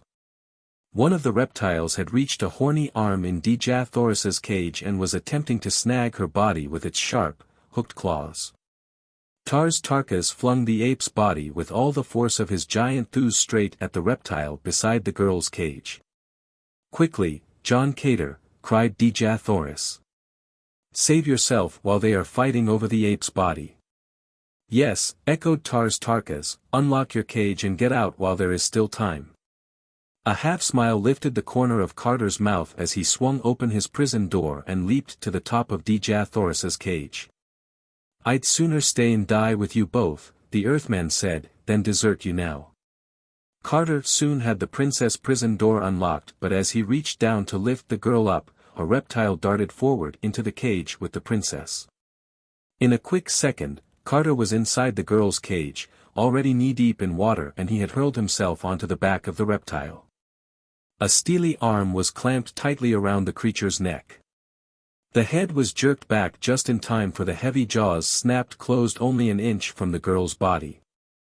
"Climb out, Dejathoris, to the top of the cage," ordered Carter. When the girl had obeyed, Carter dragged the flopping, helpless reptile to the cage door, as other slimy monsters started in. Using its body as a shield before him, the Earthman forced his way to the door. In an instant he had released his hold and vaulted up on top of the cage with the girl. A moment later he had unlocked Tars Tarkas's cage door. After the green man had swung up beside them without mishap, the three climbed the ropes to the scaffolding above and then lowered themselves down to the ground beside the pit. "Thank Isis," breathed the girl as they sat down to regain their breaths. Her beautiful head was cushioned upon Carter's shoulder, and he stroked her lovely black hair reassuringly. Presently the Earthman rose to his feet. Tars Tarkas had motioned him across the arena. "There are some Malagors left inside here," Tars Tarkas called from the entrance to the cavern inside the crater from where had come Pew Mogel's mounts. "Good," exclaimed Carter. "There may be a chance yet to reach and help Helium." A moment later they had caught two of the birds and had risen over the ancient city of Corvus. They spotted their planes on the outskirts of the city where they had left them the night they were tricked into being captured by Pew Mogel. But to their disappointment, the controls had been destroyed irreparably, so they were forced to continue their journey on the backs of the Malagors. However, the Malagors proved speedy mounts. By noon the next day the trio had reached the city of Thark, inhabited by 100,000 green warriors over whom Tars Tarkas ruled. Gathering the warriors together in the marketplace, Tars Tarkas and John Carter explained the peril that confronted Helium and asked for their support in marching to their allies' aid. As one man, the mighty warriors shouted their approval. The next day dawned upon a long caravan of thoat-mounted soldiers streaming out from the city gates towards Helium. A messenger was sent on a Malagor to the Tenolian marshes in an attempt to locate Kantos Kan and urge him to return home with his fleet to aid in the defense of Helium. Tars Tarkas had abandoned his Malagor to this messenger, in favor of a thoat upon which he rode at the head of his warriors. Directly above him, mounted on the other Malagor rode Dejathoris and John Carter. 9. Attack on Helium. John Carter and Dejathoris, mounted upon their Malagor, were scouting far ahead of the main column of advancing warriors when they first came in sight of the besieged city of Helium. It was bright moonlight. The princess voiced a little, disappointed cry when she looked out across the spacious valley towards Helium. Her grandfather's city was completely surrounded by the besieging troops of Pew Mogel. "My poor city." The girl was crying softly, for in the bright moonlight below could be easily discerned the terrific gap in the ramparts and the many crushed and shattered buildings of the beautiful metropolis. John Carter telepathically commanded the Malagor to land upon a high peak in the mountains overlooking the valley of Helium. "Listen," cautioned John Carter. Pew Mogel's light entrenched cannon and small arms were commencing to open fire again by moonlight. "They are getting ready for an air attack." Suddenly, from behind the two foothills between the valley and the towering peaks, there rose the vast, flying army of Pew Mogel. "They are closing in from all sides," Dejathoris cried. The great winged creatures and their formidable ape riders were swooping down relentlessly upon the city. Only a few of Helium's airships rose to give battle. "Kantos Kan must have taken nearly all Helium's fleet with him," the Earthman remarked. "I am surprised Helium has withstood the attack as long as this." "You should know my people by now, John Carter," replied the princess. "The infantry and anti-aircraft fire entrenched in Helium are doing well," Carter replied. "See those birds plummet to the ground." "They can't hold out much longer, though," the girl replied. "Those apes are dropping bombs squarely into the city, as they swoop over, wave after wave of them. Oh, John Carter, what can we do?" John Carter's old fighting smile, usually present at times of personal danger, had given way to a stern, grave expression. He saw below him the oldest and most powerful city on Mars being conquered by Pew Mogel's forces. Armed with helium's vast resources, the synthetic man would go forth and conquer all the civilized nations on Mars. 50,000 years of Martian learning and culture wrecked by a power-mad maniac, himself the synthetic product of civilized man. "Is there nothing we can do to stop him, John Carter?" came the girl's repeated question. "Very little, I'm afraid, my princess," he replied sadly. "All we can do is station Tarkas's green warriors at an advantageous point in preparation for the counterattack and trust to fate that our messenger reached Kantoskan in time that he may return and aid us. Without supporting aircraft, our green warriors, heroic fighters that they are, can do little against Pew Mogel's superior numbers in the air." When John Carter and Dejah Thoris returned to Tarkas, they reported what they had seen. The great Thark agreed that his warriors could avail but little in a direct attack against Pew Mogel's air force.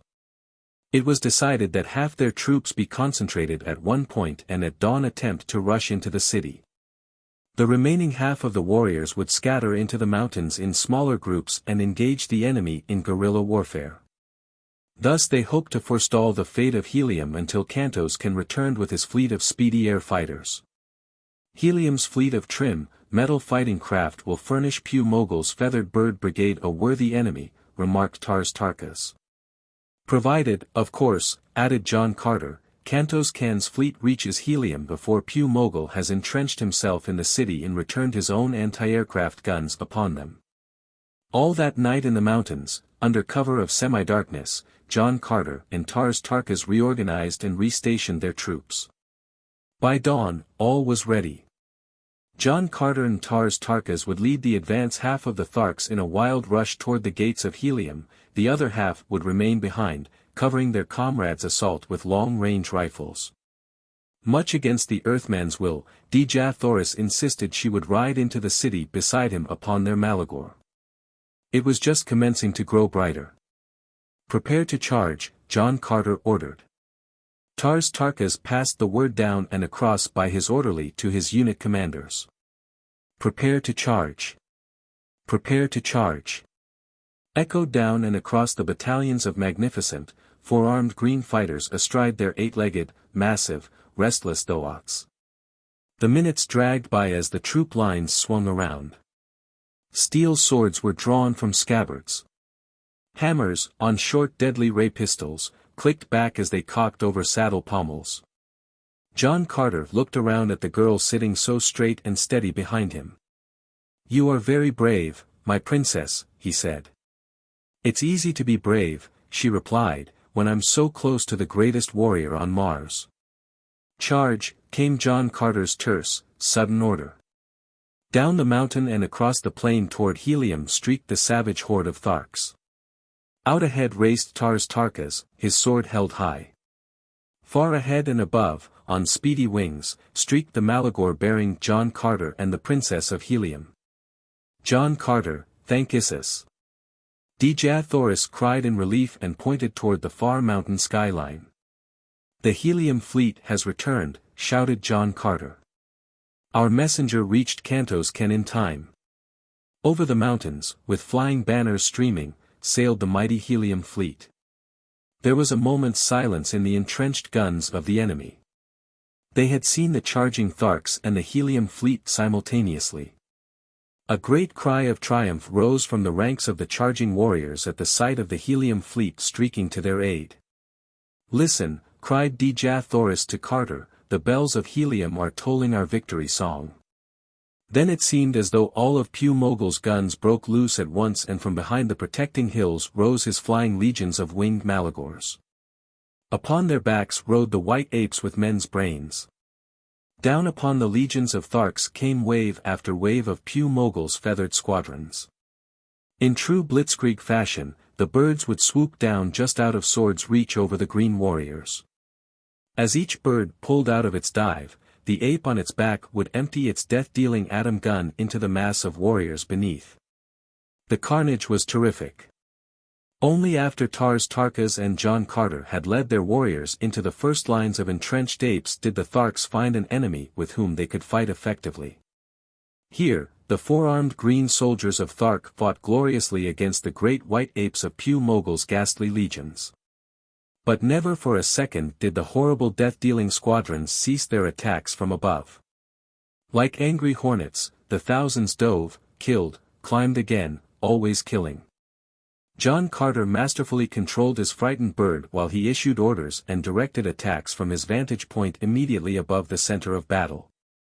Bravely, efficiently, the Princess of Helium protected her chieftain against countless side and rear attacks from the air. The barrel of her radium pistol was red-hot with constant firing, and many were the charging birds and shrieking apes she sent catapulting into the melee below. Suddenly a hoarse shout rose again from Pew Mogel's legions on ground and in the air. "What is it, my chieftain?" cried the girl.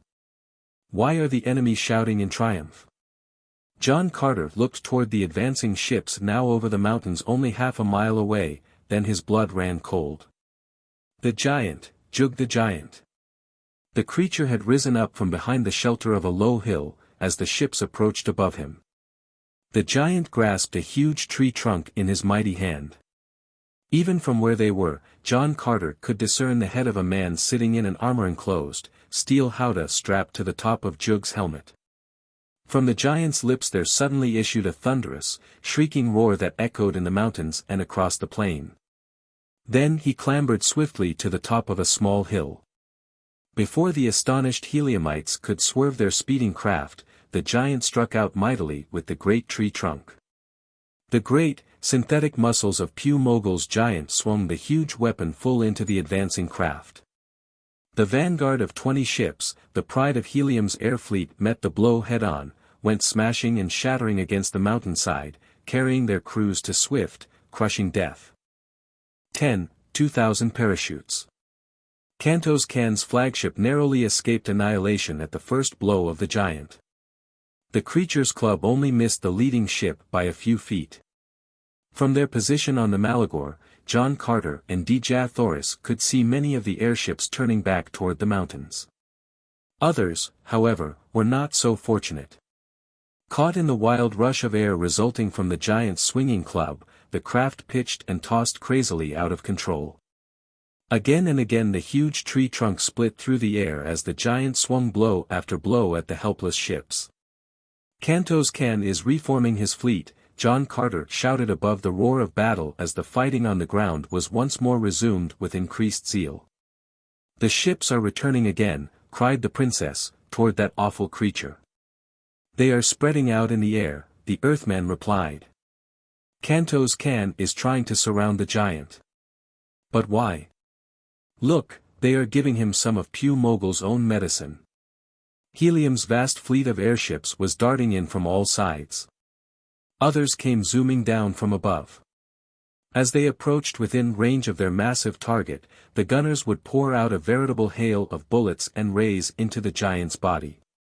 Dejah Thoris sighed in relief. "He can't stand that much longer," she said. John Carter, however, shook his head sadly as the giant began to strike down the plains with renewed fury. "I'm afraid it's useless. Not only those bullets but the ray guns as well are having no effect upon the creature. His body has been imbued with a serum that Ras Thavas discovered. The stuff spreads throughout the tissue cells and makes them grow immediately with unbelievable speed to replace all wounded or destroyed flesh." "You mean," Dejah Thoris asked, horror-stricken, "the awful monster might never be destroyed?" "It is probable that he will live and grow forever," replied the Earthman, "unless something drastic is done to destroy him." A sudden fire of determination flared in the Earthman's steel-gray eyes. "There may be a way yet to stop him, my princess, and save our people." A weird, bold plan had formulated itself in John Carter's mind. He was accustomed to acting quickly on sudden impulse. Now he ordered his Malagor down close over Tars Tarkas's head. Although he knew the battle was hopeless, the Green Man was fighting furiously on his great throat. "Call your men back to the mountains," shouted Carter to his old friend. Hide out there and reorganize, wait for my return. The next half hour found John Carter and the girl beside Kantos Kan's flagship. The great Helium fleet had once more retreated over the mountains to take stock of its losses and reform for a new attack. Every ship's captain must have known the futility of further battle against this indomitable element. Yet they were all willing to fight to the last for their nation and for their princess, who had so recently been rescued. After the Earthman and the girl boarded the flagship, they freed the great Malagor that had so faithfully served them. Kantos Kan joyously greeted the princess on bended knee and then welcomed his old friend. To know you two are safe again is a pleasure that even outweighs the great sadness of seeing our city of Helium fall into the enemy's hands, stated Kantos Kan sincerely. We have not lost yet, Kantos Kan, said the Earthman. I have a plan that might save us. I'll need 10 of your largest planes manned by only a minimum crew. I'll wire orders for them to break formation and assemble beside the flagship immediately, replied Kantos Kan, turning to an orderly. Just a minute, added Carter. I'll want each plane equipped with 200 parachutes. 200 parachutes, echoed the orderly. Yes, sir. Almost immediately there were 10 large aircraft, empty troop ships, drifting in single-file formation beside Kantos Kan's flagship. Each had a minimum crew of 10 men and 200 parachutes, 2,000 parachutes in all. Just before he boarded the leading ship, John Carter spoke to Kantos Kan. Keep your fleet intact, he said, until I return. Stay near Helium and protect the city as best you can. I'll be back by dawn. But that monster, groaned Kantos Kan. Look at him. We must do something to save Helium. The enormous creature, standing 130 feet tall, dressed in his ill-fitting, baggy tunic, was tossing boulders and bombs into Helium, his every action dictated through short wave by Pew Mogel, who sat in the armored howdah atop the giant's head. John Carter laid his hand on Kantos Kan's shoulder. Don't waste further ships and men uselessly in fighting the creature, he warned, and trust me, my friend. Do as I say, at least until dawn. John Carter took Dejah Thoris's hand in his and kissed it. Goodbye, my chieftain, she whispered, tears filling her eyes. You'll be safer here with Kantos Kan, Dejah Thoris, spoke the Earthman. And then, goodbye, my princess, he called and vaulted lightly over the craft's rail to the deck of the troop ship alongside. It pained him to leave Dejah Thoris, yet he knew she was in safe hands. 10 minutes later, Dejah Thoris and Kantos Kan watched the 10 speedy craft disappear into the distant haze. When John Carter had gone, Kantos Kan unfurled Dejah Thoris's personal colors beside the nation's flag. So that all Helium would know that their princess had been found safe and the people be heartened by her close presence. During his absence, Kantos Kan and Tars Tarkas followed the Earthman's orders, refraining from throwing away their forces in hopeless battle. As a result, Pew Mogel's fighters had moved closer and closer to Helium. While Pew Mogel himself was even now preparing Joog to lead the final assault upon the fortressed city. Exactly 24 hours later, John Carter's 10 ships returned. As he approached Helium, the Earthman took in the situation at a glance. He had feared that he would be too late, for his secret mission had occupied more precious time than he had anticipated. But now he sighed with relief. There was still time to put into execution his bold plan, the plan upon which rested the fate of a nation. 11. A daring plan. Fearing that Pew Mogel might somehow intercept any shortwave signal to Kantos Kan, John Carter sought out the flagship and hove to alongside it. The troop ships that had accompanied him on his secret mission were strung out behind their leader. Their captains awaited the next orders of this remarkable man from another world. In the last 24 hours they had seen John Carter accomplish a task that no Martian would have even dreamed of attempting. The next 4 hours would determine the success or failure of a plan so fantastic that the Earthman himself had half smiled at its contemplation. Even his old friend, Kantos Kan, shook his head sadly when John Carter explained his intentions a few minutes later in the cabin of the flagship. I'm afraid it's no use, John Carter, he said. Even though your plan is most ingeniously conceived, it will avail not against that horrible monstrosity. Helium is doomed, and although we shall all fight until the last to save her, it can do no good." As he talked, Kantos Ken was looking down at Helium far below. Joog the Giant could be seen on the plain hurling great boulders into the city. Why Pew Mogel had not ordered the giant into the city itself by this time, Carter could not understand, unless it was because Pew Mogel actually enjoyed watching the destructive effect of the boulders as they crashed into the buildings of Helium. Actually, Joog, however frightful in appearance, could best serve his master's purpose by biding his time, for he was doing more damage at present than he could possibly accomplish within the city itself. But it was only a matter of time before Pew Mogel would order a general attack upon the city. Then his entrenched forces would dash in, scaling the walls and crashing the gates. Overhead would swoop the supporting apes on their speedy mounts, bringing death and destruction from the air. And finally Joog would come, adding the final coup to Pew Mogel's victory. The horrible carnage that would then fall upon his people made Kantos Ken shudder. "There is no time to lose, Kantos Ken," spoke the Earthman. "I must have your assurance that you will see that my orders are followed to the letter." Kantos Ken looked at the Earthman for some time before he spoke. "You have my word, John Carter," he said, "even though I know it will mean your death, for no man, not even you, can accomplish what you plan to do." "Good," cried the Earthman. "I shall leave immediately, and when you see the giant raise and lower his arm 3 times, that will be your signal to carry out my orders." Just before he left the flagship, John Carter knocked at Dejah Thoris's cabin door. "Come," he heard her reply from within. As he threw open the door, he saw Dejah Thoris seated at a table. She had just flicked off the visa screen upon which she had caught the vision of Kantos, Kansas. The girl rose, tears filling her eyes. "Do not leave again, John Carter," she pleaded. "Kantos Ken has just told me of your rash plan. It cannot possibly succeed, and you will only be sacrificing yourself uselessly. Stay with me, my chieftain, and we shall die together." John Carter strode across the room and took his princess in his arms, perhaps for the last time. She pillowed her head on his broad chest and cried softly. He held her close for a brief moment before he spoke. "Upon Mars," he said, "I have found a free and kindly people whose civilization I have learned to cherish. Their princess is the woman I love. She and her people to whom she belongs are in grave danger.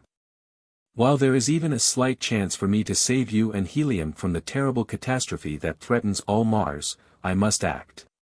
Dejah Thoris straightened a little at his words and smiled bravely as she looked up at him. "I'm sorry, my chieftain," she whispered. "For a minute, my love for you made me forget that I belong also to my people. If there is any chance of saving them, I would be horribly selfish to detain you. So go now and remember, if you die the heart of Dejah Thoris dies with you." A moment later John Carter was seated behind the controls of the fastest, one-man airship in the entire Helium Navy. He waved farewell to the 2 forlorn figures who stood at the rail of the flagship. Then he opened wide the throttle of the quiet radium engine. He could feel the little craft shudder for an instant as it gained speed. The Earthman pointed its nose upward and rose far above the battleground. Then he nosed over and dove down. The wind whistled shrilly off the craft's trim lines as its increased momentum sped it, comet-like, downward, straight toward the giant. 12. The Fate of a Nation. Neither Pew Mogel nor the giant Joog had yet seen the lone craft diving toward them from overhead. Pew Mogel, seated inside the armored howdah that was attached to Joog's enormous helmet, was issuing attack orders to his troops by shortwave. A strip of glass, about 3 feet wide, completely encircled the howdah, enabling Pew Mogel to obtain complete, unrestricted vision of his fighting forces below. Perhaps if Pew Mogel had looked up through the circular glass skylight in the dome of his steel shelter, he would have seen the Earthman's speedy little craft streaking down on him from above. John Carter was banking his life, that of the woman he loved and the survival of Helium upon the hope that Pew Mogel would not look up. John Carter was driving his little craft with bullet speed, straight toward that circular opening on top of Pew Mogel's sanctuary. Joog was standing still now, shoulders hunched forward. Pew Mogel had ordered him to be quiet while he completed his last-minute command to his troops. The giant was on the plain between the mountains and the city. Not until he was 500 feet above the little round window did Carter pull back on the throttle. He had gained his great height to avoid discovery by Pew Mogel. His speed was for the same purpose. Now, if he were to come out alive himself, he must slow down his hurtling craft. That impact must occur at exactly the right speed. If he made the crash too fast, he might succeed only in killing himself, with no assurance that Pew Mogel had died with him. On the other hand, if the speed of his ship were too slow it would never crash through the tough glass that covered the opening. In that case, his crippled plane would bounce harmlessly off the howdah and carry Carter to his death on the battlefield below. 100 feet over the window. He shut off the motor, a quick glance at the speedometer, too fast for the impact. His hands flew over the instrument panel. He jerked back on 3 levers. 3 little parachutes whipped out behind the craft. There was a tug on the plane as its speed slowed down. Then the ship's nose crashed against the little window. There was a crunch of steel, a splinter of wood, as the ship's nose collapsed, then a clatter of glass that ended in a dull, trembling thud as the craft bore through the window and lodged part way in the floor of Pew Mogel's compartment. The tail of the craft was protruding out of the top of the howdah, but the craft's door was inside the compartment. John Carter sprang from his ship, his blade gleaming in his hand. Pew Mogel was still spinning around crazily in his revolving chair from the tremendous impact. His earphones and attached microphone, with which he had directed Joog's actions as well as his troop formations, had been knocked off his head and lay on the floor at his feet. When his foolish spin finally stopped, Pew Mogel remained seated. He stared incredulously at the Earthman. His small, lidless eyes bulged. He opened his crooked mouth several times to speak. Now his twisted fingers worked spasmodically. "Draw your sword, Pew Mogel," spoke the Earthman so low that Pew Mogel could hardly hear the words. The synthetic man made no move to obey. "You're dead," he finally croaked. It was like the man was trying to convince himself that what he saw confronting him with naked sword was only an ill-begotten hallucination. So hard, in fact, did Pew Mogel continue to stare that his left eye behaved as Carter had seen it do once before in Corvus when the creature was excited. It popped out of its socket and hung down on his cheek. "Quickly, Pew Mogel, draw your weapon, I have no time to waste." Carter could feel the giant below him growing restless, shifting uneasily on his enormous feet. Apparently he did not yet suspect the change of masters in the howdah strapped to his helmet, yet he had jumped perceptibly when Carter's craft had torn into his master's sanctuary. Carter reached down and picked up the microphone on the floor. "Raise your arm," he shouted into the mouthpiece. There was a pause, then the giant raised the right arm high over his head. "Lower arm," Carter commanded again. The giant obeyed. Twice more, Carter gave the same command and the giant obeyed each time. The Earthman half smiled. He knew Kantoskan had seen the signal and would follow the orders he had given him earlier. Now Pew Mogel's hand suddenly shot down to his side. It started back up with a radium gun. There was a blinding flash as he pulled the trigger, then the gun flew miraculously from his hand. Carter had leaped to one side. His sword had crashed against the weapon, knocking it from Pew Mogel's grasp. Now the man was forced to draw his sword. There, on top of the giant's head, fighting furiously with a synthetic man of Mars, John Carter found himself in one of the weirdest predicaments of his adventurous life. Pew Mogel was no mean swordsman. In fact, so furious was his first attack that he had the Earthman backing around the room hard-pressed to parry the swift torrent of blows that were aimed indiscriminately at every inch of his body from head to toe.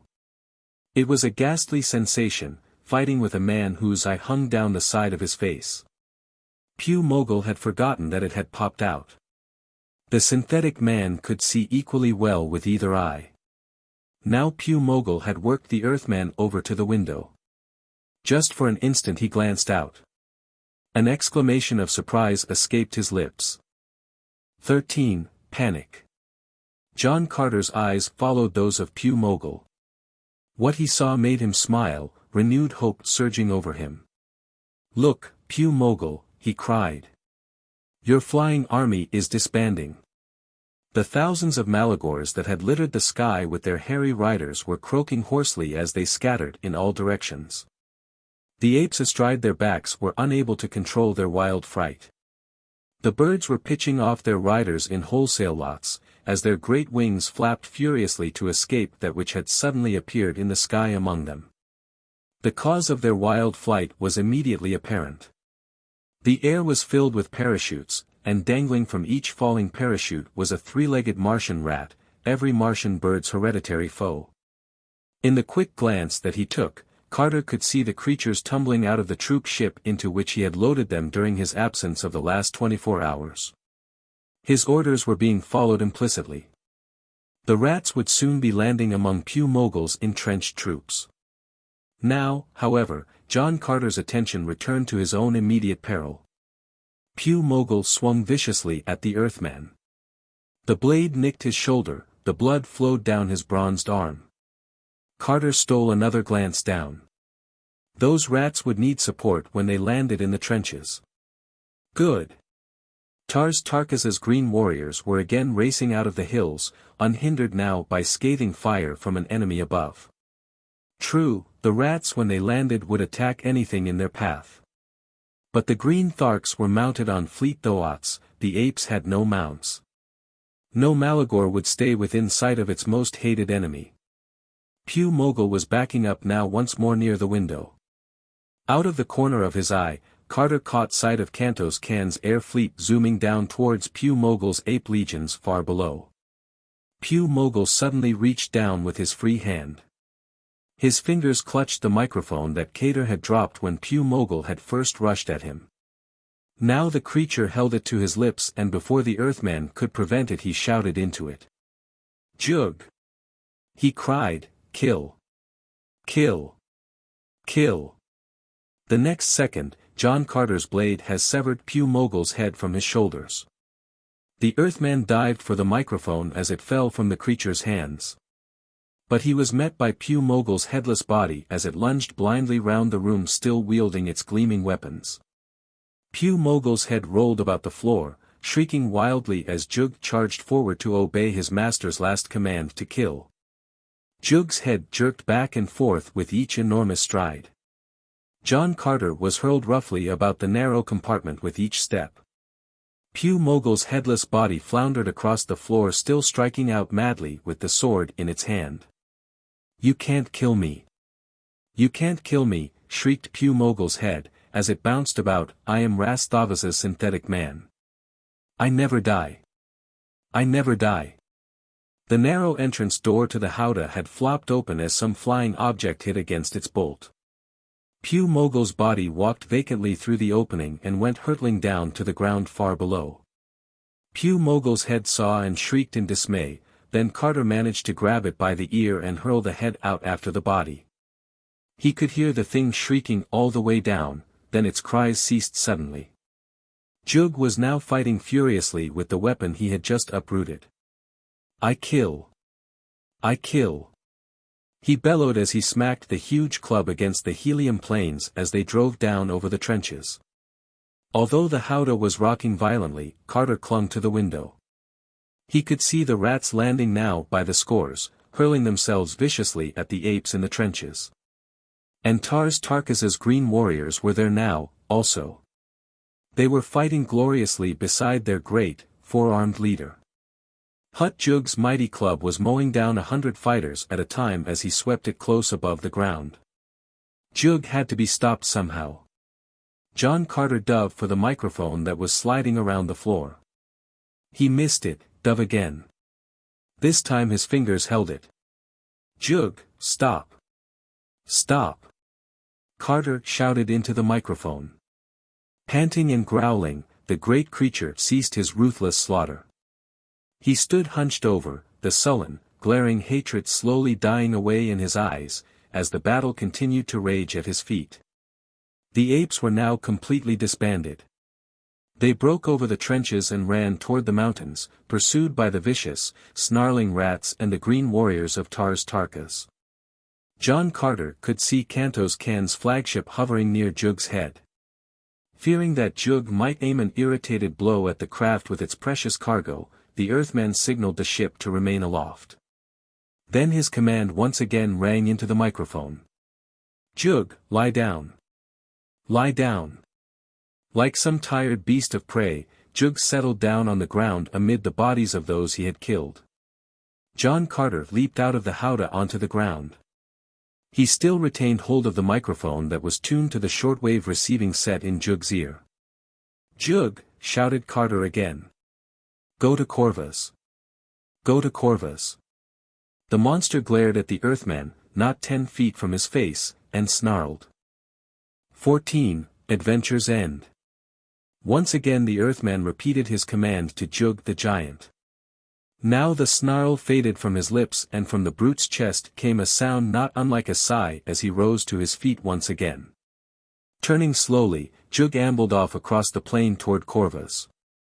It was not until 10 minutes later after the Heliumite soldiers had stormed from their city and surrounded the Earthman and their princess that John Carter, holding Dejah tightly in his arms, saw Joog's head disappear over the mountains in the distance. "Why did you let him go, John Carter?" asked Tars Tarkas, as he wiped the blood from his blade on the hide of his sweating thoat. "Yes, why," repeated Kantos Kan, "when you had him in your power." John Carter turned and surveyed the battlefield. "All the death and destruction that has been caused here today was due not to Joog but to Pew Mogel," replied John Carter. "Joog is harmless, now that his evil master is dead. Why add his death to all those others, even if we could have killed him, which I doubt." Kantos Kan was watching the rats disappear into the far mountains in pursuit of the great, lumbering apes. "Tell me, John Carter," finally he said, a queer expression on his face, "how did you manage to capture those vicious rats, load them into those troop ships and even strap parachutes on them?" John Carter smiled. "It was really simple," he said. "I had noticed in Corvus, when I was a prisoner in their underground city, that there was only one means of entrance to the cavern in which the rats live, a single tunnel that continued back for some distance before it branched. Although there were openings in the ceiling far above. But they were out of reach. I led my men down into that tunnel and we built a huge smoke fire with debris from the ground above. The natural draft carried the smoke into the cavern. The place became so filled with smoke that the rats passed out by the scores from lack of oxygen, for they couldn't get by the fire in the tunnel, their only means of escape. Later, we simply went in and dragged out as many as we needed to load into our troop ships." "But the parachutes," exclaimed Kantos Kan. "How did you manage to get those on their backs or keep them from tearing them off when the creatures finally became conscious?" "They did not regain consciousness until the last minute," replied the Earthman. "We kept the inside cabin of each troop ship filled with enough smoke to keep the rats unconscious all the way to Helium. We had plenty of time to attach the parachutes to their backs. The rats came to in midair after my men shoved them out of the ships." John Carter nodded toward the disappearing creatures in the mountains. "They were very much alive and fighting mad when they hit the ground, as you saw," added the Earthman. "They simply stepped out of their parachute harnesses when they landed, and leaped for anyone in sight.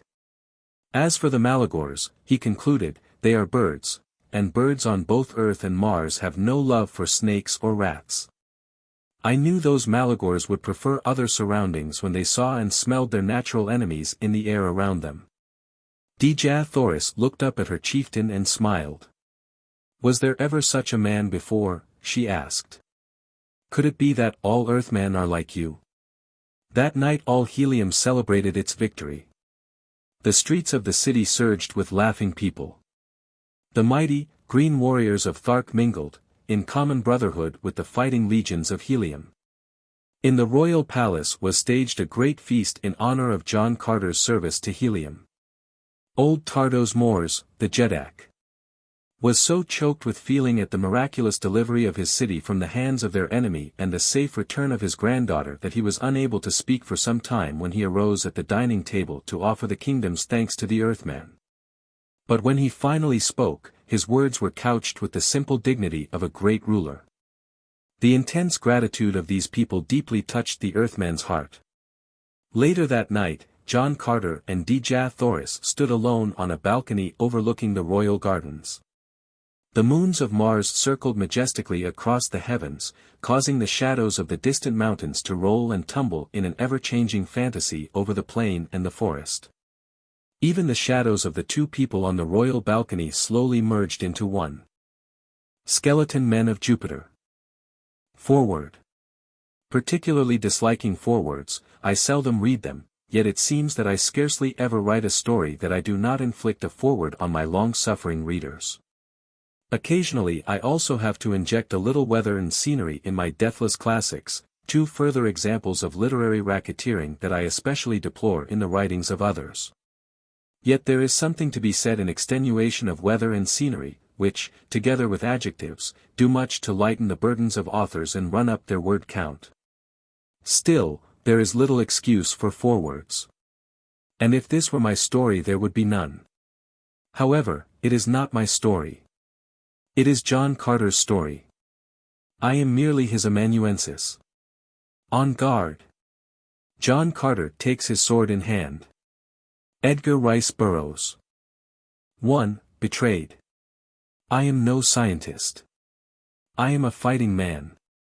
My most beloved weapon is the sword, and during a long life I have seen no reason to alter my theories as to its proper application to the many problems with which I have been faced. This is not true of the scientists. They are constantly abandoning one theory for another one. The law of gravitation is about the only theory that has held throughout my lifetime, and if the Earth should suddenly start rotating 17 times faster than it now does, even the law of gravitation would fail us and we would all go sailing off into space. Theories come and theories go, scientific theories. I recall that there was once a theory that time and space moved forward constantly in a straight line. There was also a theory that neither time nor space existed, it was all in your mind's eye. Then came the theory that time and space curved in upon themselves. Tomorrow, some scientist may show us reams and reams of paper and hundreds of square feet of blackboard covered with equations, formulae, signs, symbols, and diagrams to prove that time and space curve out away from themselves. Then our theoretic universe will come tumbling about our ears, and we shall have to start all over again from scratch. Like many fighting men, I am inclined to be credulous concerning matters outside my vocation, or at least I used to be. I believed whatever the scientists said. Long ago, I believed with Pho Lar that Mars was habitable and inhabited, then a newer and more reputable school of scientists convinced me that it was neither. Without losing hope, I was yet forced to believe them until I came to Mars to live. They still insist that Mars is neither habitable or inhabited, but I live here. Fact and theory seem to be opposed. Unquestionably, the scientists appear to be correct in theory. Equally incontrovertible is it that I am correct in fact. In the adventure that I am about to narrate, fact and theory will again cross swords.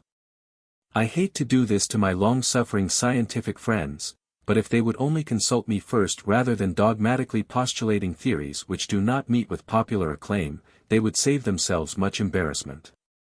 Dejah Thoris, my incomparable princess, and I were sitting upon a carved ursite bench in one of the gardens of our palace in Lesser Helium when an officer in the leather of Tardos Mors, Jeddak of Helium, approached and saluted. From Tardos Mors to John Carter, Cair, he said. The Jeddak requests your immediate presence in the Hall of Jeddaks in the Imperial Palace in Greater Helium. At once, I replied. May I fly you over, sir? He asked. I came in a two-seater. Thanks, I replied. I'll join you at the hangar in a moment. He saluted and left us. Who was he? Asked Dejah Thoris. I don't recall ever having seen him before. Probably one of the new officers from Zor, whom Tardos Mors has commissioned in the Jeddak's guard. It was a gesture of his, made to assure Zor that he has the utmost confidence in the loyalty of that city and as a measure for healing old wounds. Zor, which lies about 380 miles southeast of Helium, is one of the most recent conquests of Helium and had given us a great deal of trouble in the past because of treasonable acts instigated by a branch of its royal family led by one Multispar, a prince. About 5 years before the events I am about to narrate occurred, this Multispar had disappeared, and since then Zor had given us no trouble. No one knew what had become of the man, and it was supposed that he had either taken the last, long voyage down the river Iss to the lost Sea of Chorus in the Valley Dor or had been captured and murdered by members of some horde of savage green men. Nor did anyone appear to care, just so he never returned to Zor, where he was thoroughly hated for his arrogance and cruelty. "I hope that my revered grandfather does not keep you long," said Dejathoris. "We are having a few guests for dinner tonight, and I do not wish you to be late." "A few?" I said. "How many? 200 or 300? "Don't be impossible," she said, laughing, "really, only a few." "1,000, if it pleases you, my dear," I assured her as I kissed her. "And now, goodbye. I'll doubtless be back within the hour." That was a year ago. As I ran up the ramp toward the hangar on the palace roof, I had, for some then unaccountable reason, a sense of impending ill, but I attributed it to the fact that my tete-a-tete with my princess had been so quickly interrupted. The thin air of dying Mars renders the transition from day to night startlingly sudden to an Earthman. Twilight is of short duration owing to the negligible refraction of the sun's rays. When I had left Dejathoris, the sun, though low, was still shining, the garden was in shadow, but it was still daylight. When I stepped from the head of the ramp to that part of the roof of the palace where the hangar was located which housed the private flyers of the family, dim twilight partially obscured my vision. It would soon be dark. I wondered why the hangar guard had not switched on the lights. In the very instant that I realized that something was amiss, a score of men surrounded and overpowered me before I could draw and defend myself. A voice cautioned me to silence. It was the voice of the man who had summoned me into this trap. When the others spoke, it was in a language I had never heard before. They spoke in dismal, hollow monotone, expressionless, sepulchral. They had thrown me face down upon the pavement and trussed my wrists behind my back. Then they jerked me roughly to my feet. Now, for the first time, I obtained a fairly good sight of my captors. I was appalled. I could not believe my own eyes. These things were not men. They were human skeletons. Black eye sockets looked out from grinning skulls. Bony, skeletal fingers grasped my arms. It seemed to me that I could see every bone in each body. Yet the things were alive. They moved. They spoke. They dragged me toward a strange craft that I had not before noticed. It lay in the shadow of the hangar, long, lean, sinister. It looked like an enormous projectile, with rounded nose and tapering tail. In the first brief glance I had of it, I saw fins forward below its median line, a long, longitudinal aileron, or so I judged it to be, running almost the full length of the ship, and strangely designed elevator and rudder as part of the empennage assembly. I saw no propellers, but then I had little time for close examination of the strange craft, as I was quickly hustled through a doorway in its metal side. The interior was pitch dark. I could see nothing other than the faint light of the dying day visible through long, narrow portholes in the ship's side. The man who had betrayed me followed me into the ship with my captors. The door was closed and securely fastened. Then the ship rose silently into the night. No light showed upon it, within or without. However, I was certain that one of our patrol ships must see it, then, if nothing more, my people would have a clue upon which to account for my disappearance. And before dawn 1,000 ships of the Navy of Helium would be scouring the surface of Barsoom and the air above it in search of me, nor could any ship the size of this find hiding place wherein to elude them. Once above the city, the lights of which I could see below us, the craft shot away at appalling speed. Nothing upon Barsoom could have hoped to overhaul it. It moved at great speed and in utter silence. The cabin lights were switched on. I was disarmed and my hands were freed. I looked with revulsion, almost with horror, upon the 20 or 30 creatures which surrounded me. I saw now that they were not skeletons, though they still closely resembled the naked bones of dead men. Parchment-like skin was stretched tightly over the bony structure of the skull. There seemed to be neither cartilage nor fat underlying it. What I had thought were hollow eye sockets were deep-set brown eyes showing no whites.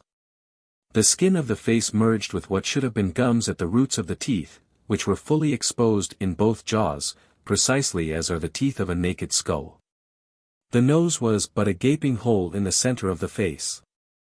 There were no external ears, only the orifices, nor was there any hair upon any of the exposed parts of their bodies nor upon their heads. The things were even more hideous than the hideous kaldanes of Bantam, those horrifying spider-men into whose toils fell Terra of Helium during that adventure which led her to the country of the chessmen of Mars. They, at least, had beautiful bodies, even though they were not their own. The bodies of my captors harmonized perfectly with their heads. Parchment-like skin covered the bones of their limbs so tightly that it was difficult to convince oneself that it was not true bone that was exposed. And so tightly was this skin drawn over their torsos that every rib and every vertebra stood out in plain and disgusting relief. When they stood directly in front of a bright light, I could see their internal organs. They wore no clothing other than a G-string. Their harness was quite similar to that which we Barsoomians wear, which is not at all remarkable, since it was designed to serve the same purpose, supporting a sword, a dagger, and a pocket pouch. Disgusted, I turned away from them to look down upon the moon-bathed surface of my beloved Mars. But where was it? Close to port was Cluros, the farther moon. I caught a glimpse of its surface as we flashed by. 14,500 miles in a little more than a minute. It was incredible. The red man who had engineered my capture came and sat down beside me. His rather handsome face was sad. "I am sorry, John Carter," he said.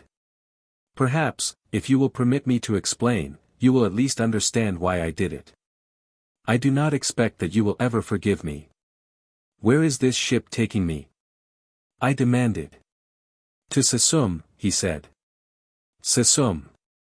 That is the Barsoomian name for Jupiter, 342 million miles from the palace where my Dja Thoris awaited me. To you, Dan." For some time I sat in silence, gazing out in the inky black void of space, a Stygian backdrop against which stars and planets shone with intense brilliancy, steady and untwinkling. To port or starboard, above, below, the heavens stared at me with unblinking eyes, millions of white-hot, penetrating eyes. Many questions harassed my mind. Had I been especially signaled out for capture? If so, why? How had this large ship been able to enter Helium and settle upon my landing stage in broad daylight? Who was this sad-faced, apologetic man who had led me into such a trap? He could have nothing against me personally.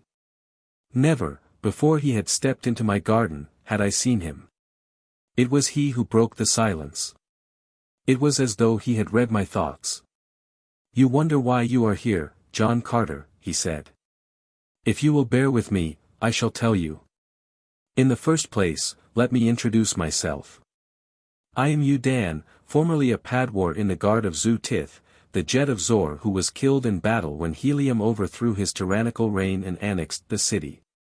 My sympathies were all upon the side of Helium, and I saw a brilliant and happy future for my beloved city once she was a part of the great Heliumetic Empire. I fought against Helium because it was my sworn duty to defend the Jed I loathed, a monster of tyranny and cruelty, but when the war was over, I gladly swore allegiance to Tardos Mors, Jedak of Helium. I had been raised in the palace of the Jed in utmost intimacy with the members of the royal family. I knew them all well, especially Multispar, the prince, who, in the natural course of events, would have succeeded to the throne. He was of a kind with his father, Zu Tith, arrogant, cruel, tyrannical by nature. After the fall of Zor, he sought to foment discord and arouse the people to revolt. When he failed, he disappeared. That was about 5 years ago. Another member of the royal family whom I knew well was as unlike Zu Tith and Multispar as day is unlike night. Her name is Vaya. She is a cousin of Multispar. I loved her and she loved me. We were to have been married, when, about 2 years after the disappearance of Multispar, Vaya mysteriously disappeared. I did not understand why he was telling me all this. I was certainly not interested in his love affairs. I was not interested in him. I was still less interested, if possible, in Multispar, but I listened. I searched, he continued.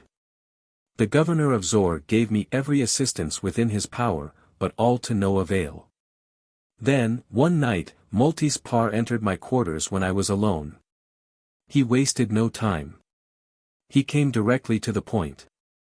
I suppose, he said, that you are wondering what has become of Vaya. I knew then that he had been instrumental in her abduction. And I feared the worst, for I knew the type of man he was. I whipped out my sword. Where is she? I demanded. Tell me, if you care to live. He only laughed at me. Don't be a fool, he said. If you kill me you will never see her again. You will never even know where she is. Work with me, and you may have her back. But you will have to work fast, as I am becoming very fond of her.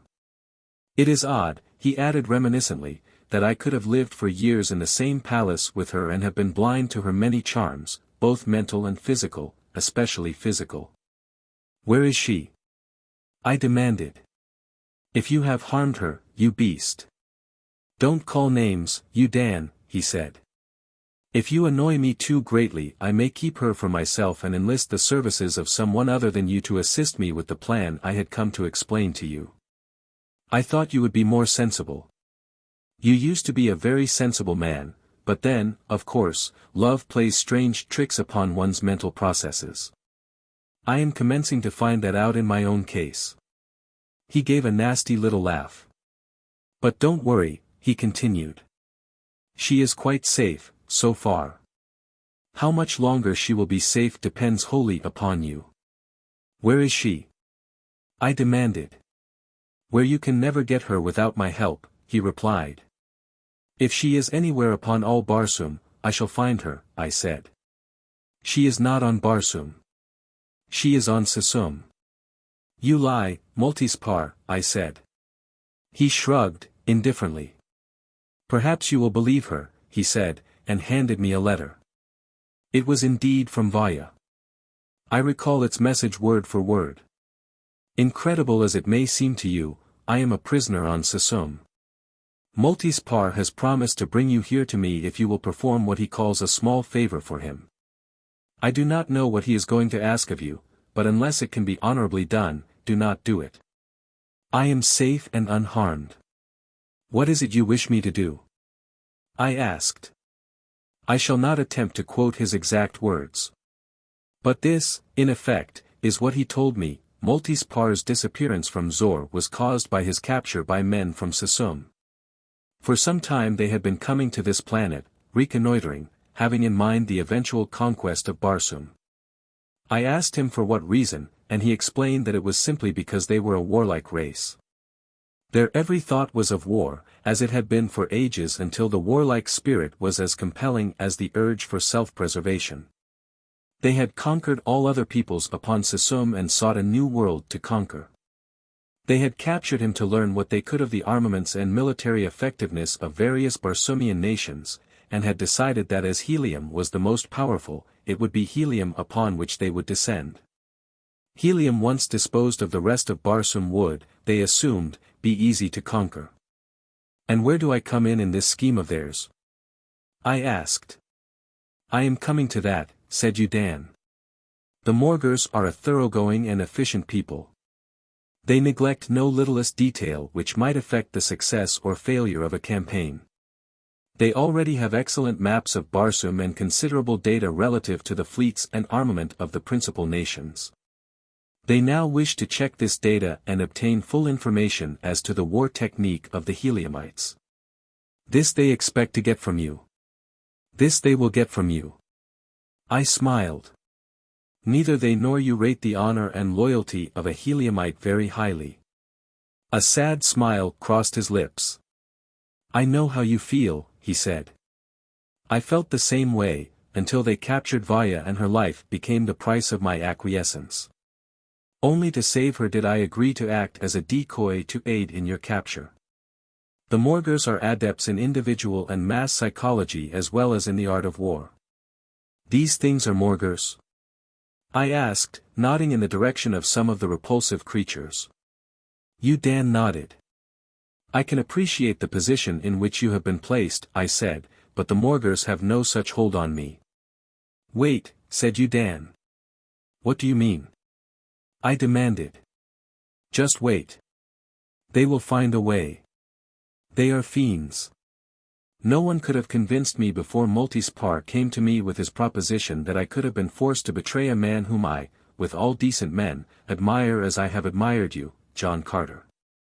Perhaps I was wrong, but when I learned that Vaya would be tortured and mutilated after Multispar had had his way with her and even then not be allowed to die but kept for future torture, I weakened and gave in. I do not expect you to forgive, but I hope that you will understand. I do understand, I said. Perhaps, under like circumstances, I should have done the same thing. I could see how terribly the man's conscience tortured him. I could see that he was essentially a man of honor. I could forgive him for the thing that he had done for an innocent creature whom he loved, but could he expect me to betray my country, betray my whole world, to save a woman I had never seen? Still, I was bothered. Frankly, I did not know what I should do when faced with the final decision. At least, I said, should I ever be situated as you were, I could appear to comply while secretly working to defeat their ends. It was thus that I thought, he said. It is still the final shred by which I cling to my self-respect. Perhaps, before it is too late, I may still be able to save both Vaya and yourself. Perhaps we can work together to that end and to the salvation of Helium, I said, though I am really not greatly worried about Helium. I think she can take care of herself. He shook his head. Not if a part, even, of what Multispar has told me is true. They will come in thousands of these ships, invisible to the inhabitants of Barsoom. Perhaps 2 million of them will invade Helium and overrun her 2 principal cities before a single inhabitant is aware that a single enemy threatens their security. They will come with lethal weapons of which Barsoomians know nothing and which they cannot, therefore, combat. Invisible ships. I exclaimed. Why, I saw this one plainly after I was captured. Yes, he said. It was not invisible then, but it was invisible when it came in broad daylight under the bows of your patrol ships and landed in one of the most prominent places in all Lesser Helium. It was not invisible when you first saw it. Because it had cast off its invisibility, or, rather, the Morgors had cast it off so that they might find it again themselves, for otherwise it would have been as invisible to them as to us. Do you know how they achieve this invisibility? I asked. Multispar has explained it to me, relied Dan. Let me see, I am not much of a scientist, but I think that I recall more or less correctly what he told me.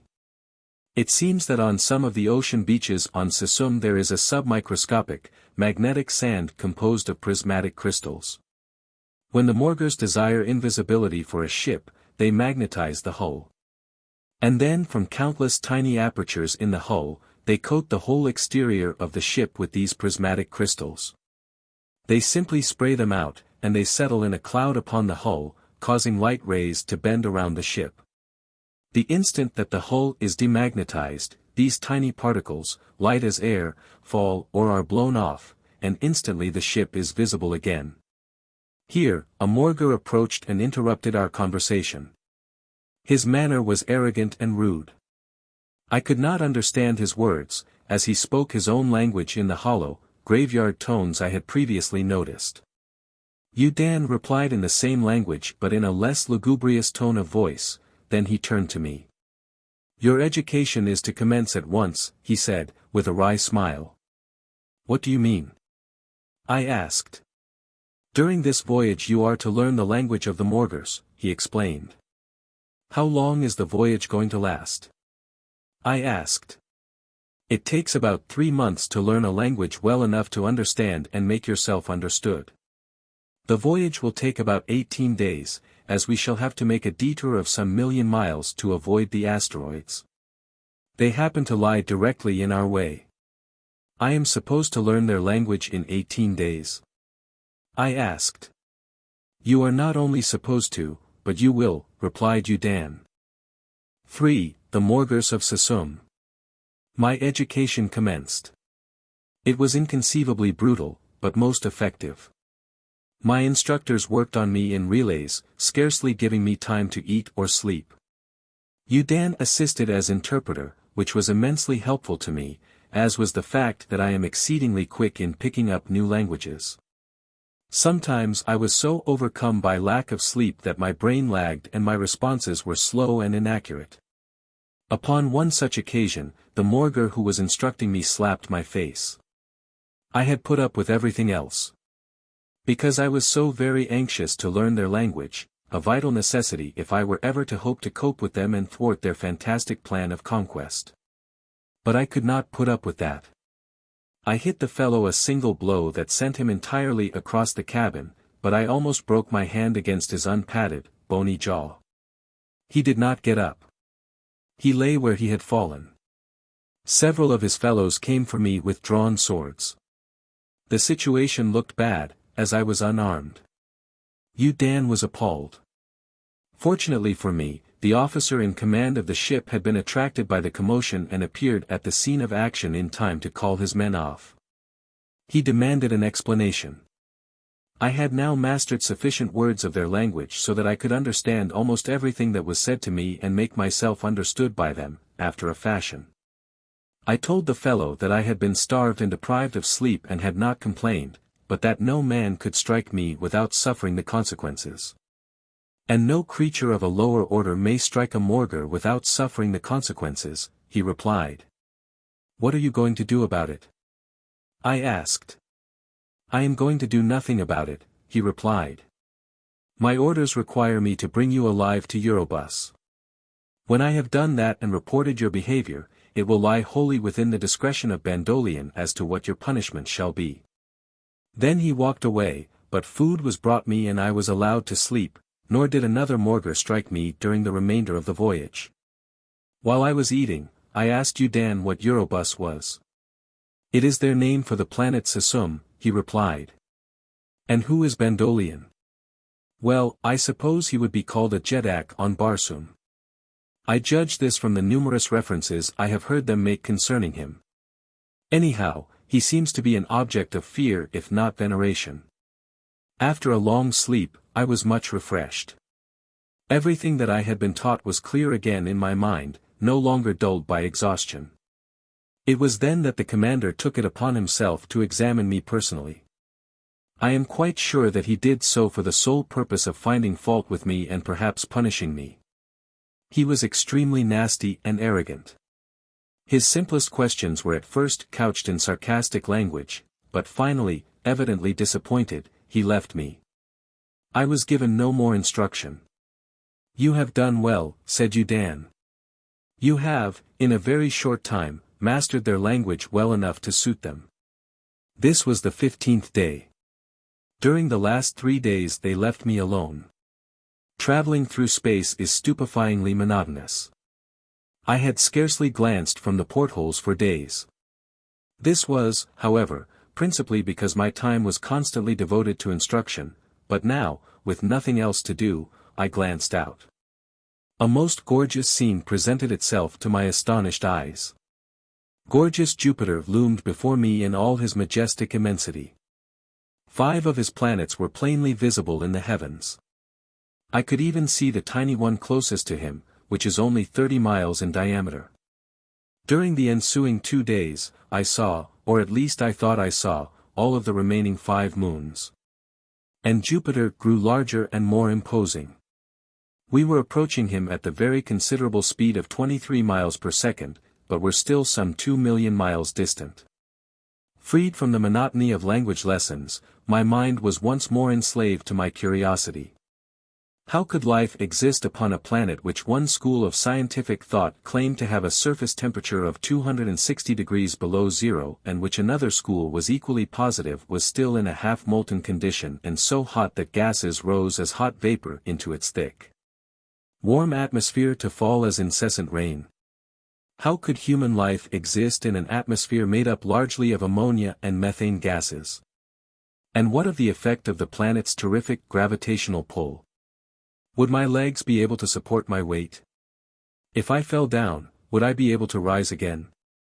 Another question which presented itself to my mind, related to the motive power which had been carrying us through space at terrific speeds for 17 days. I asked Dan if he knew. They utilized the 8th Barsoomian ray, what we know as the ray of propulsion, in combination with the highly concentrated gravitational forces of all celestial bodies within the range of whose attraction the ship passes.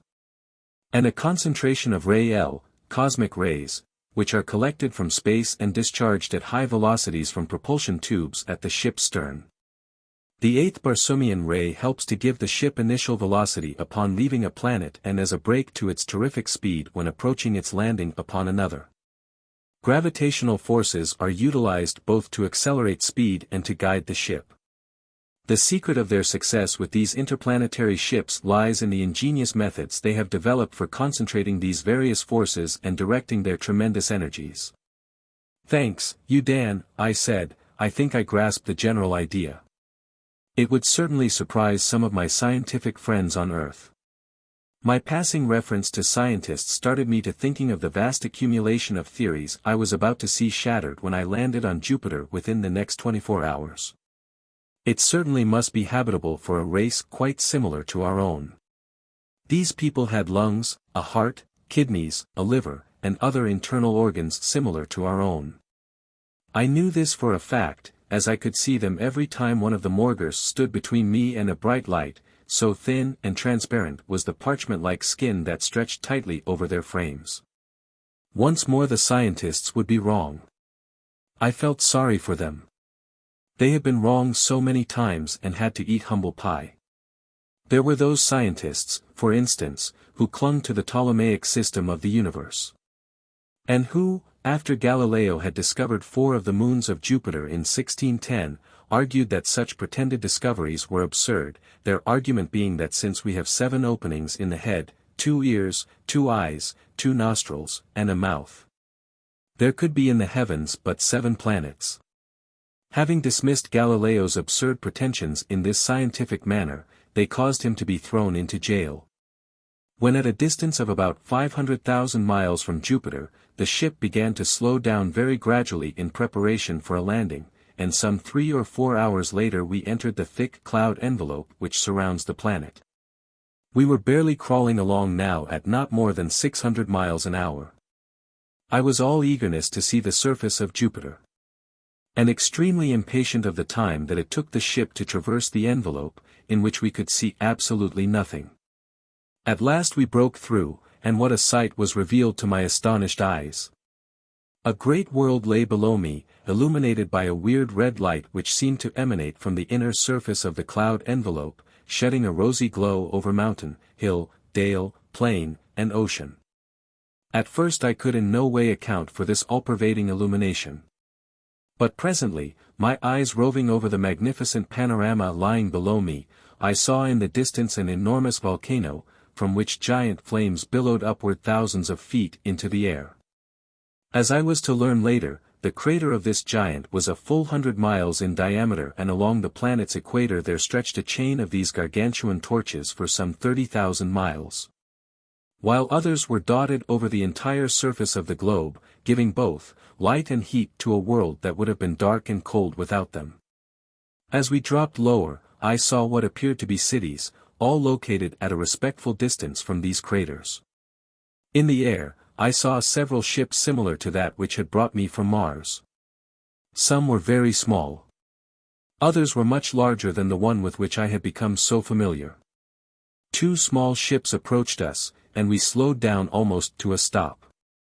They were evidently patrol ships. From several ports guns were trained on us. One of the ships lay at a little distance, the other came alongside. Our commander raised a hatch in the upper surface of the ship above the control room and stuck his head out. A door in the side of the patrol ship opened, and an officer appeared. The two exchanged a few words, then the commander of the patrol ship saluted and closed the door in which he had appeared. We were free to proceed. All this had taken place at an altitude of some 5,000 feet. We now spiraled down slowly toward a large city. Later, I learned that it covered an area of about 400 square miles. It was entirely walled, and the walls and buildings were of a uniform dark brown color, as were the pavements of the avenues. It was a dismal, repellent city built entirely of volcanic rock. Within its boundaries I could see no sign of vegetation, not a patch of sward, not a shrub, not a tree, no color to relieve the monotony of somber brown. The city was perfectly rectangular, having a long axis of about 25 miles and a width of about 16. The avenues were perfectly straight and equidistant, one from the other, cutting the city into innumerable, identical square blocks. The buildings were all perfect rectangles, though not all of either the same size or height, the only break in the depressing monotony of this gloomy city. Well, not the only break, there were open spaces where there were no buildings, perhaps plazas or parade grounds. But these I did not notice until we had dropped quite low above the city, as they were all paved with the same dark brown rock. The city was quite as depressing in appearance as is Salt Lake City from the air on an overcast February day. The only relief from this insistent sense of gloom was the rosy light which pervaded the scene, the reflection of the flames of the great volcanoes from the inner surface of the cloud envelope.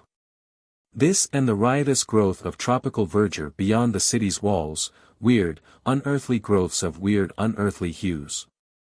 Accompanied by the two patrol ships, we now dropped gently into a large open space near the center of the city, coming to rest close to a row of hangars in which were many craft similar to our own. We were immediately surrounded by a detail of warriors, and, much to my surprise, I saw a number of human beings much like myself in appearance, except that their skins were purple. These were unarmed and quite naked except for G-strings, having no harness such as is worn by the Morgors.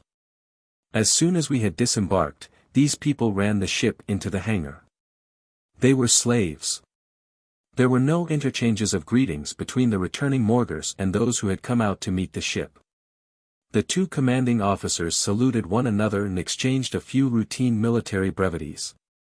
The commander of our ship gave his name, which was Haglian, the name of his ship, and stated that he was returning from Mars. He called it Garibus. Then he detailed 10 of his own men to accompany him as guards for you, Dan, and me. They surrounded us, and we walked from the landing field in the wake of Haglian. He led us along a broad avenue filled with pedestrian and other traffic. On the sidewalks there were only Morgors. The purple people walked in the gutters. Many Morgors were mounted on enormous, repulsive-looking creatures with an infinite number of legs. They reminded me of huge centipedes, their bodies being jointed similarly, each joint being about 18 inches long. Their heads were piscine and extremely ugly. Their jaws were equipped with many long, sharp teeth. Like nearly all the land animals of Jupiter, as I was to learn later, they were ungulate, hoofs evidently being rendered necessary by the considerable areas of hardened lava on the surface of the planet, as well as by the bits of lava rock which permeate the soil. These creatures were sometimes of great length, seating as high as 10 or 12 Morgors on their backs. There were other beasts of burden on the avenue. They were of strange, unearthly forms, but I shall not bore you by describing them here. Above this traffic moved small flyers in both directions. Thus the avenue accommodated a multitude of people, strange, dar people who seldom spoke and, as far as I had seen, never laughed. They might have, as indeed they looked, risen from sad graves to rattle their bones in mock life in a cemetery city of the dead. Dan and I walked in the gutter, a guard on the sidewalk close beside each of us. We were not good enough to walk where the Morgors walked. Haglian led us to a large plaza surrounded by buildings of considerable size but of no beauty. A few of them boasted towers, some squat some tall, all ugly. They looked as though they had been built to endure throughout the ages. We were conducted to one of these buildings, before the entrance to which a single sentry stood. Haglian spoke to him, and he summoned an officer from the interior of the building, after which we all entered. Our names and a description of each of us were entered in a large book. Haglian was given a receipt for us, after which he and our original escort left. Our new custodian issued instructions to several warriors who were in the room, and they hustled Yu Dan and me down a spiral stairway to a dim basement, where we were thrown into a gloomy cell. Our escort locked the door on us and departed. 4. And the Savators.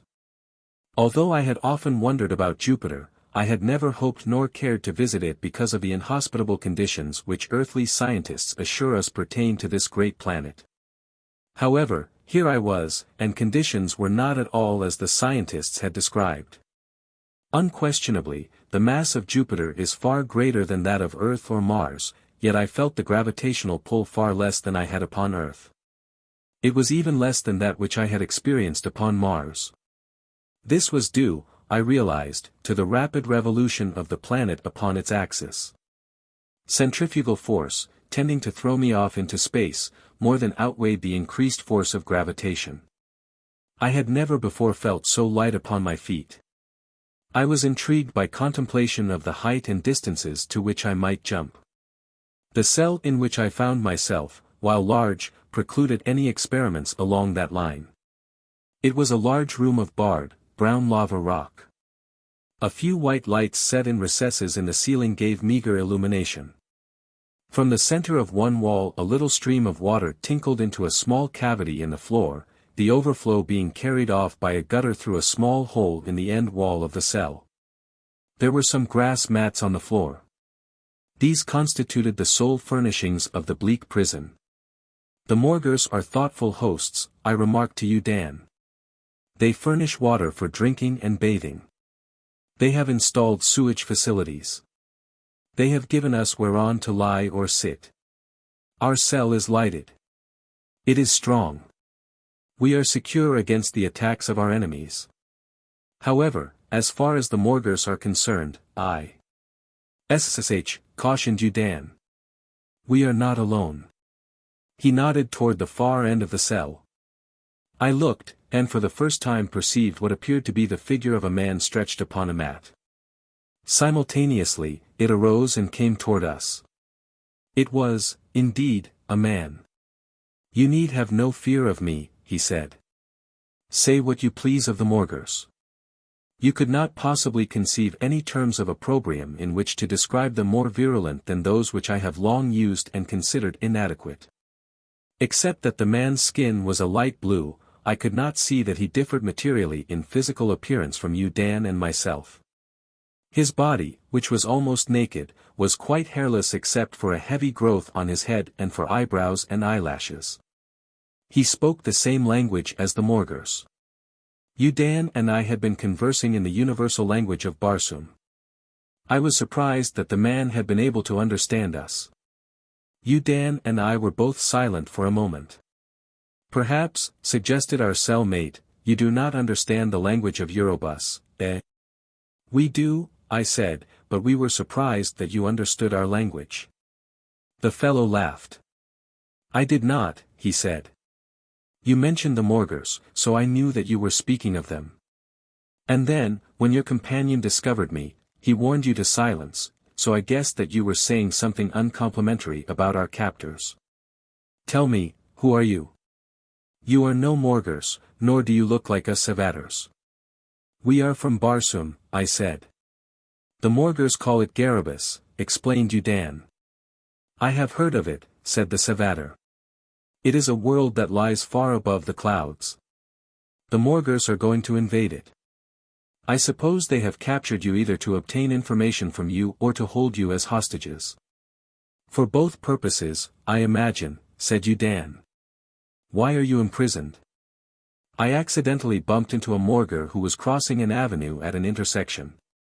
He struck me and I knocked him down. For that, I shall be destroyed at the graduation exercises of the next class. What do you mean by that? I asked. The education of the Morga youth consists almost wholly of subjects and exercises connected with the art of war. Because it is spectacular, because it arouses the bloodlust of the participants and the spectators, personal combat winds up the exercises upon graduation day. Those of the graduating class who survive are inducted in the warrior caste, the highest caste among the Morgors. Art, literature, and science, except as they may pertain to war, are held in contempt by the Morgors. They have been kept alive upon Eurobus only through the efforts of us Savators, but, unfortunately, to the neglect of offensive military preparation and training. Being a peace-loving people, we armed only for defense. He smiled ruefully and shrugged. But wars are not won by defensive methods. Tell us more about the graduating exercises, said Yudan. The idea is intriguing. With whom does the graduating class contend? With criminals and slaves, replied the Savator. Mostly men of my race, he added, although sometimes there are Morgor criminals of the worst types sentenced to die thus. It is supposed to be the most shameful death that a Morgor can die, fighting shoulder to shoulder with members of a lower order against their own kind. Members of a lower order. I exclaimed. Do the Morgors consider you that? Just a step above the dumb beasts. But accountable for our acts because we are supposed to be able to differentiate between right and wrong, wrong being any word or act or facial expression adversely critical of anything Morgorian or that can be twisted into a subversive act or gesture. And suppose you survive the graduating contest, I asked. Are you then set at liberty? In theory, yes, he replied, but in practice, never. You mean they fail to honor terms of their own making, demanded Yudan. The Savator laughed. They are entirely without honor, he said, yet I do not know that they would not liberate one who survived the combat, because, insofar as I know, no one ever has. You see, the members of the class outnumber their antagonists 2-1. This statement gave me a still lower estimate of the character of the Morgors than I had already inferred from my own observation of them. It is not unusual that a warlike people excel in chivalry and a sense of honor. But where all other characteristics are made subservient to brutality, finer humanistic instincts atrophy and disappear. We sat in silence for some time. It was broken by the Savator. I do not know your names, he said. Mine is Zanor. As I told him ours, a detail of Morgor warriors came to our cell and ordered Yudan and me to accompany them. Goodbye, said Zanor. We probably shall never meet again. Shut up, thing, admonished one of the warriors. Zanor winked at me and laughed. The Morgor was furious. Silence, creature, he growled. I thought for a moment that he was going to fall upon Zanor with his sword, but he who was in charge of the detail ordered him out of the cell. The incident was but another proof of the egomaniac arrogance of the Morgors. However, it helped to crystallize within me an admiration and liking for the Savator that had been growing since first he spoke to us. Yudan and I were led across the plaza to a very large building, the entrance to which was heavily guarded. The hideous, grinning, skull-like heads of the warriors and their skeletal limbs and bodies, together with the dark and cavernous entrance to the building, suggested a grisly fantasia of hell's entrance guarded by the rotting dead. It was not a pleasant thought. We were held here for quite some time, during which some of the warriors discussed us as one might discuss a couple of stray alley cats. They are like the Savators and yet unlike them, said one. They are quite as hideous, said another. One of them is much darker than the other. Now, for the first time, I was struck by the color of these Morgors. Instead of being ivory color, they were a pink or rosy shade. I looked at Yudan. He was a very dark red. A glance at my arms and hands showed that they, too, were dark red, but not as dark a red as Yudan. At first I was puzzled. Then I realized that the reflection of the red glare of the volcanoes from the inner surface of the cloud envelope turned our reddish skins a darker red and made the yellow, parchment-like skins of the Morgors appear pink. As I looked around, I realized that this same reddish hue appeared upon everything within sight. It reminded me of a verse in the popular song I heard some time ago on one of my visits to Earth. It went, I think, I am looking at the world through rose-colored glasses, and everything is rosy now. Well, everything wasn't rosy with me, no matter how rosy this world looked. Presently an officer came to the entrance and ordered our escort to bring us in. The interior of the building was as unlovely as its exterior. Although this was, as I later learned, the principal palace of the Morgor ruler, there was absolutely no sign of ornamentation. No art relieved the austerity of gloomy, lava-brown corridors and bare, rectangular chambers. No hangings softened the sharp edges of openings, no rugs hid even a part of the bare, brown floors. The pictureless walls frowned down upon us. I have seldom been in a more depressing environment. Even the pits beneath the deserted cities of Barsoom often had interesting vaulted ceilings, arched doorways, elaborate old iron grill work, attesting the artistic temperaments of their designers. The Morgors, like death, were without art. We were led to a large, bare chamber, in which a number of Morgors were clustered about a desk at which another of the creatures was seated. All Morgors look very much alike to me, yet they do have individual facial and physical characteristics. So I was able to recognize Haglian among those standing about the desk. It was Haglian who had commanded the ship that had brought me from Mars. Udan and I were halted at some distance from the group, and as we stood there 2 other red Martians were brought into the room, a man and a girl. The girl was very beautiful. Vaya!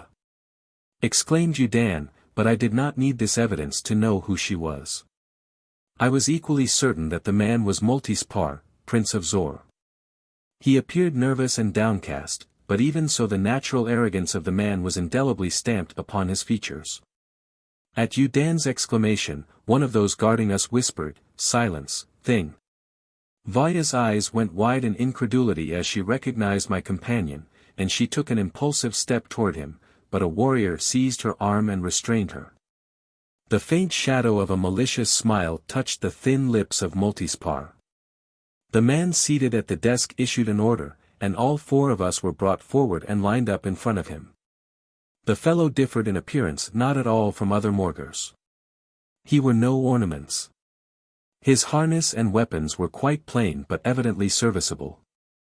They were marked with a hieroglyph that differed from similar markings on the harness and weapons of the other Morgors, as those of each of the others differed from all the rest.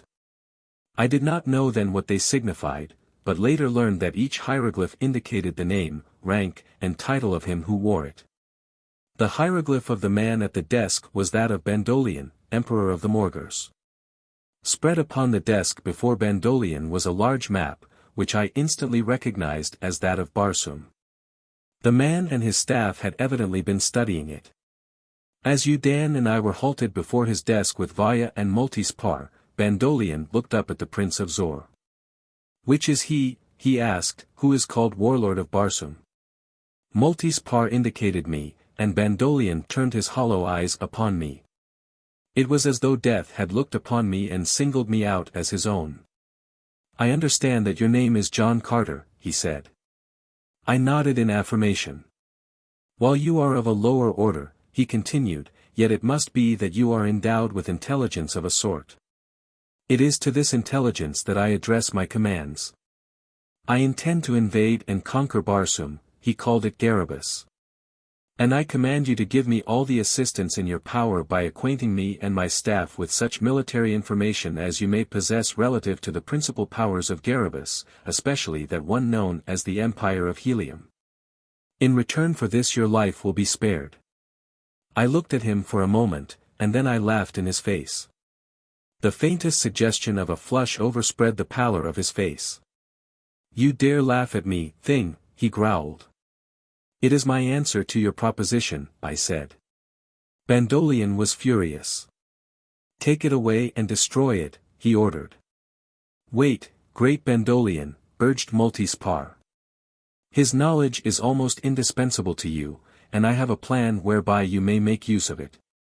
"What is it?" demanded Bandolion. "He has a mate whom he worships. Seize her and he will pay any price to protect her from harm." Not the price the Morgor has asked, I said to Multispar, and if she is brought here it will be the seal upon your death warrant.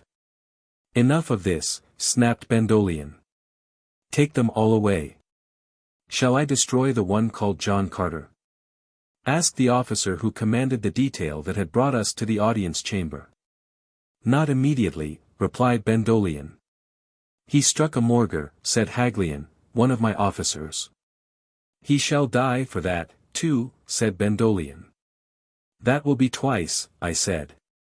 Take it away, snapped Bandolian. As we were led away, Vaya and Udan gazed longingly at one another. 5. I would be a traitor. Zondar, the Savator, was surprised to see us return to the cell in so short a time. In fact, he said, I did not expect ever to see you again. How did it happen? I explained briefly what had occurred in the audience chamber, adding, I have been returned to the cell to await death. And you, Udan? He asked. I don't know why they bothered to take me up there, replied Udan. Bandolian paid no attention to me whatever. He had a reason, you may rest assured. He is probably trying to break down your morale by letting you see the girl you love, in the belief that you will influence John Carter to accede to his demands. John Carter lives only because Bandolian hopes to eventually break down his resistance. Time dragged heavily in that cell beneath the Morgor city. For that matter, there would have been none had we been above ground, for there are no nights upon Jupiter. It is always day. The sun, 483 million miles away, would shed but little light upon the planet even were it exposed to the full light of the star that is the center of our solar system. But that little light is obscured by the dense cloud envelope which surrounds this distant world. What little filters through is negated by the gigantic volcanic torches which bathe the entire planet in perpetual daylight. Although Jupiter rotates upon its axis in less than 10 hours, its day is for eternity. Udan and I learned much concerning conditions on the planet from Zondar.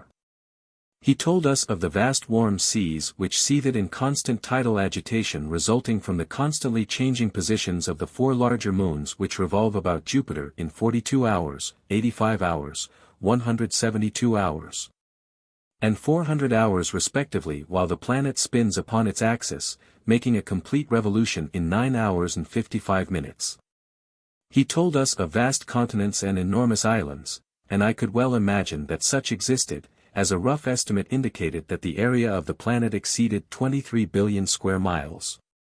As the axis of Jupiter is nearly perpendicular to the plane of its motion, having an inclination of only about 30, there could be no great variety of seasons.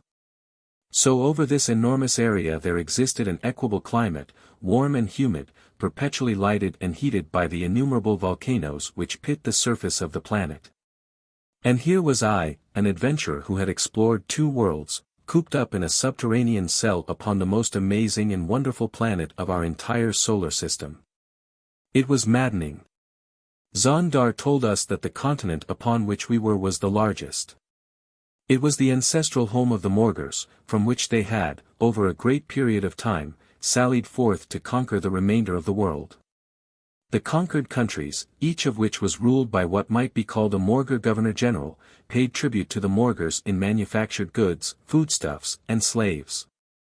There were still a few areas, small and considered of little value by the Morgors, which retained their liberty and their own governments.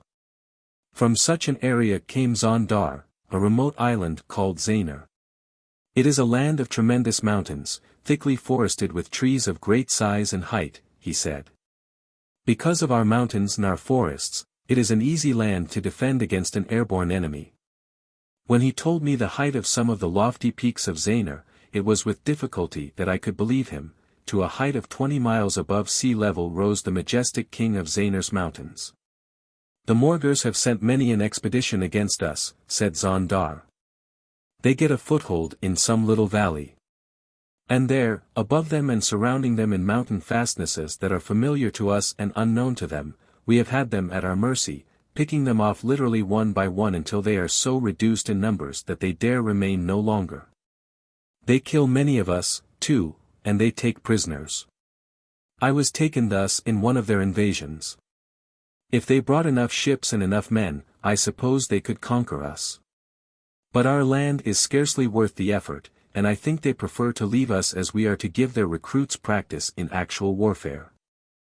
I don't know how long we had been confined when Multispar was brought to our cell by an officer and a detachment of warriors. He came to exhort me to cooperate with Bandolian. The invasion and conquest of Barsoom are inevitable, he said. By assisting Bandolian you can mitigate the horror of it for the inhabitants of Barsoom. You will thus be serving our world far better than by stupidly and stubbornly refusing to meet Bandolian halfway. You are wasting your time, I told him. But our own lives depend upon it, he cried. You and Udan, Vaya, and I shall die if you refuse. Bandolian's patience is almost worn out now. He looked pleadingly at Udan. We could not die in a better cause, said Udan, much to my surprise. I shall be glad to die in atonement for the wrong that I did John Carter. You are two fools, exclaimed Multispar, angrily. At least we are not traitors, I reminded him. You will die, John Carter, he growled. But before you die, you shall see your mate in the clutches of Bandolian. She has been sent for. Now, if you change your mind, send word by one of those who bring your meals. I sprang forward and knocked the creature down. I should have killed him then had not the Morgors dragged him from the cell. So they had sent for Dejathoris, and I was helpless. They would get her. I knew how they would get her, by assuring her that only through her cooperation could my immediate death be averted.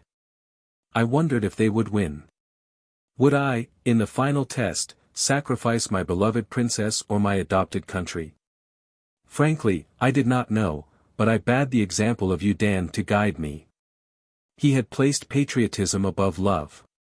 Would I? Time dragged on in this gloomy cell where there was no time. We three plotted innumerable futile plans of escape. We improvised games to help mitigate the monotony of our dull existence. More profitably, however, Udan and I learned much from Zondar concerning this great planet.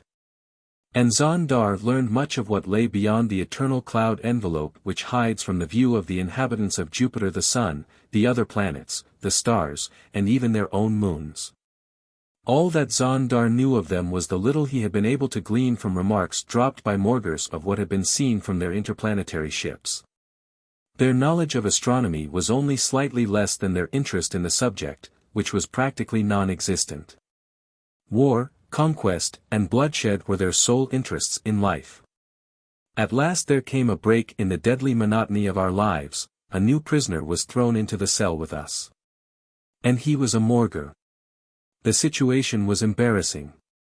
Had our numbers been reversed, had there been 3 Morgors and one of us, there would have been no doubt as to the treatment that one would have received. He would have been ostracized, imposed upon, and very possibly abused. The Morgor expected this fate. He went into a far corner of the cell and awaited what he had every reason to expect. Udan, Zondar, and I discussed the situation in whispers. That must have been a trying time for the Morgor. We three finally decided to treat the creature simply as a fellow prisoner until such time as his own conduct should be our eventual guide. Zondar was the first to break the ice. In a friendly manner he asked what mischance bad brought the fellow to this pass. I killed one who had an influential relative in the palace of Bandolian, he replied, and as he spoke he came over closer to us. For that I shall die, probably in the graduating exercises of the next class. We shall doubtless all die together, he added with a hollow laugh. He paused. Unless we escape, he concluded. Then we shall die, said Zondar. Perhaps, said the Morgor. One does not escape from the prisons of the Morgors, said Zondar. I was interested in that one word, perhaps. It seemed to me fraught with intentional weaning. I determined to cultivate this animated skeleton. It could do no harm and might lead to good. I told him my name and the names of my companions, then I asked his. Vorion, he replied, but I need no introduction to you, John Carter. We have met before. Don't you recognize me? I had to admit that I did not. Vorion laughed. I slapped your face and you knocked me across the ship. It was a noble blow. For a long time they thought that I was dead. Oh, I said, you were one of my instructors. It may please you to know that I am going to die for that blow. Perhaps not, said Vorion. There was that, perhaps, again. What did the fellow mean? Much to our surprise, Vorion proved not at all a bad companion. Toward Bandolian and the powerful forces that had condemned him to death and thrown him into prison he was extremely bitter. I learned from him that the apparent veneration and loyalty accorded Bandolian by his people was wholly a matter of disciplined regimentation. At heart, Vorion loathed the man as a monster of cruelty and tyranny. Fear and generations of training hold our apparent loyalty, he said. After he had been with us for some time, he said to me, you three have been very decent to me. You could have made my life miserable here. And I could not have blamed you had you done so, for you must hate us Morgors. We are all in the same boat, I said. We could gain nothing by fighting among ourselves. If we work together, perhaps. I used his own perhaps. Vorion nodded. I have been thinking that we might work together, he said. To what end? I asked. Escape. Is that possible? Perhaps. Udan and Zondar were eager listeners. Vorion turned to the latter. If we should escape, he said, you three have a country to which you might go with every assurance of finding asylum, while I could expect only death in any country upon the face of Eurobus. If you could promise me safety in your country. He paused, evidently awaiting Zondar's reaction. I could only promise to do my best for you, said Zondar, but I am confident that if you were the means of my liberation and return to Zanor, you would be permitted to remain there in safety. Our plotting was interrupted by the arrival of the detail of warriors. The officer in command singled me out and ordered me from the cell. If I were to be separated from my companions, I saw, the fabric of my dream of escape dissolve before my eyes. They led me from the building and across the plaza to the palace of Bandolian, and after some delay I found myself again in the audience chamber. From behind his desk, the hollow eyes of the tyrant stared at me from their grinning skull. I am giving you your last chance, said Bandolian, then he turned to one of his officers. Bring in the other, he said. There was a short wait, and then a door at my right opened and a guard of warriors brought in the other. It was Dejah Thoris. My incomparable Dejah Thoris. What a lovely creature she was as she crossed the floor surrounded by hideous Morgors. What majestic dignity, what fearlessness distinguished her carriage and her mien. That such as she should be sacrificed even for a world. They halted her scarce 2 paces from me. She gave me a brave smile, and whispered, courage. I know now why I am here. Do not weaken. Better death than dishonor. What is she saying? Demanded Bandolian. I thought quickly. I knew that the chances were that not one of them there understood the language of Barsoom. In their stupid arrogance they would not deign to master the tongue of a lower order. She but pleads with me to save her, I said. I saw Dejah Thoris smile. Evidently they had taught her the language of the Morgors on the long voyage from Mars. And you will be wise to do so, said Bandolian, otherwise she will be given to Multispar and afterward tortured and mutilated many times before she is permitted to die. I shuddered in contemplation of such a fate for my princess, and in that moment I weakened once again. If I aid you, will she be returned unharmed to Helium? I asked. Both of you will, after I have conquered Garibus, replied Bandolian. No. No, whispered Dejah Thoris. I should rather die than return to Helium with a traitor. No, John Carter, you could never be that even to save my life. But the torture. The mutilation. I would be a traitor 1,000 times over to save you from that, and I can promise you that no odium would be attached to you. I should never return to Barsoom. I shall be neither tortured nor mutilated, she said. Sewn into my harness is a long, thin blade. I understood and I was relieved. Very well, I said.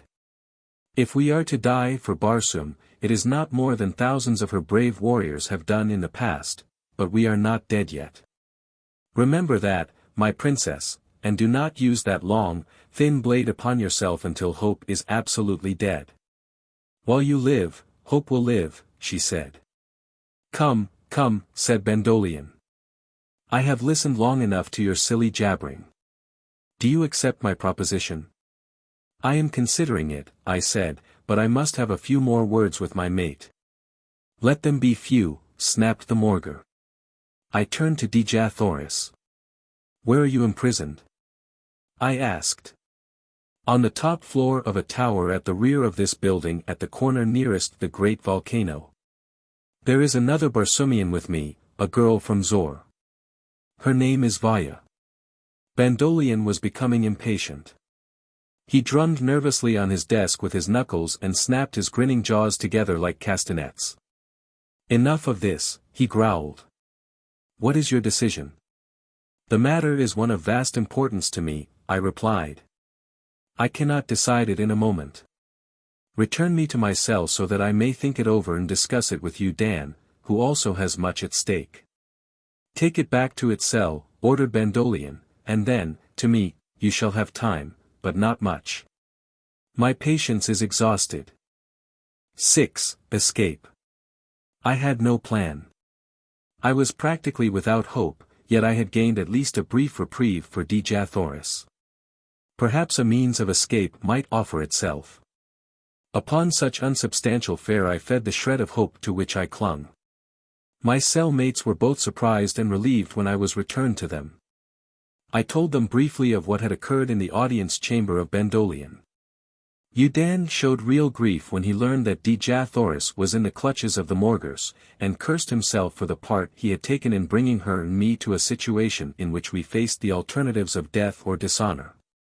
Vain regrets never got anyone anywhere, I said. They won't get us out of this cell. They won't get Dejah and Vaya out of Bandolion's tower. Forget them. We have other things to think about. I turned to Vorion. You have spoken of the possibility of escape. Explain yourself. He was not accustomed to being spoken to thus peremptorily by one of the lower orders, as the Morgors considered us, but he laughed, taking it in good part. The Morgors cannot smile. From birth to death they wear their death's head grin, frozen, unchangeable. There is just a chance, he said. It is just barely a chance. Slender would be an optimistic description of it, but if it fails we shall be no worse off than we are now. Tell us what it is, I said. I can pick the lock of our cell door, he explained. If luck is with us, we can escape from this building. I know a way that is little used, for I was for long one of the prison guard. What chance would we have once we were in the streets of the city, demanded Udan. We three, at least, would be picked up immediately. Not necessarily, said Vorion. There are many slaves on the avenues who look exactly like Zondar. Of course, the color of the skin of you men from Garibus might attract attention, but that is a chance we shall have to take. And after we are in the streets, asked Zondar. What then? I shall pretend that I am in charge of you. I shall treat you as slaves are so often treated that it will arouse no comment nor attract any undue attention. I shall have to be rough with you, but you will understand. I shall herd you to a field where there are many ships. There I shall tell the guard that I have orders to bring you to clean a certain ship. In this field are only the private ships of the rich and powerful among us, and I well know a certain ship that belongs to one who seldom uses it. If we can reach this ship and board it, nothing can prevent us from escaping. In an hour from now, we shall be on our way to Zanor, if all goes well. And if we can take Vaya and Dejah with us, I added. I had forgotten them, said Vorion. You would risk your lives for 2 females? Certainly, said Udan. Vorion shrugged. You are strange creatures, he said. We Morgors would not risk a little finger for a score of them. The only reason that we tolerate them at all is that they are needed to replenish the supply of warriors. To attempt to rescue 2 of yours may easily end in disaster for us all. However, we shall make the attempt, he said. Are you with us, Zondar? I asked the Savator. To the end, he said, whatever it may be. Again Vorion shrugged. As you will, he said, but not with much enthusiasm. Then he set to work on the lock, and in a very short time the door swung open and we stepped out into the corridor. Vorion closed the door and relocked it. This is going to give them food for speculation, he remarked. He led us along the corridor in the opposite direction from that in which we had been brought to it and from which all those had come who had approached our cells since our incarceration. The corridor became dark and dusty the farther we traversed it. Evidently it was little used. At its very end was a door, the lock to which Vorion quickly picked, and a moment later we stepped out into a narrow alleyway. So simple had been our escape up to now that I immediately apprehended the worst. Such luck could not last. Even the alley which we had entered was deserted, no one had seen us emerge from the prison. But when we reached the end of the alley and turned into a broad avenue, the situation was very different. Here were many people, Morgors upon the sidewalks, slaves in the gutters, strange beasts of burden carrying their loads of passengers upon the pavement. Now, Vorion began to berate and cuff us as we walked in the gutter and he upon the sidewalk. He directed us away from the central plaza and finally into less frequented avenues, yet we still passed too many Morgors to suit me. At any minute one of them might notice the unusual coloration of Udan's skin and mine. I glanced at Zondar to note if the difference between his coloration and ours was at all startling, and I got a shock. Zondar's skin had been blue. Now it was purple. It tools me a moment to realize that the change was due to the rosy light of the volcano's flames turning Zondar's natural blue to purple. We had covered quite a little distance in safety, when a Morgor, passing, eyed us suspiciously. He let us go by him, then he wheeled and called to Vorion. Who are those 2? He demanded. They are not Savators.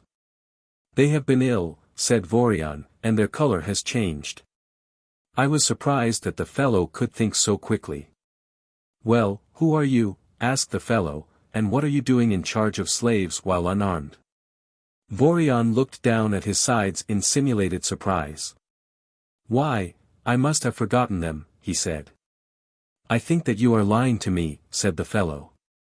Come along with me, all of you.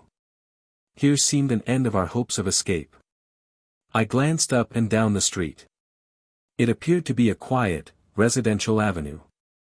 There was no one near us. Several small ships rested at the curb in front of drear, brown domiciles.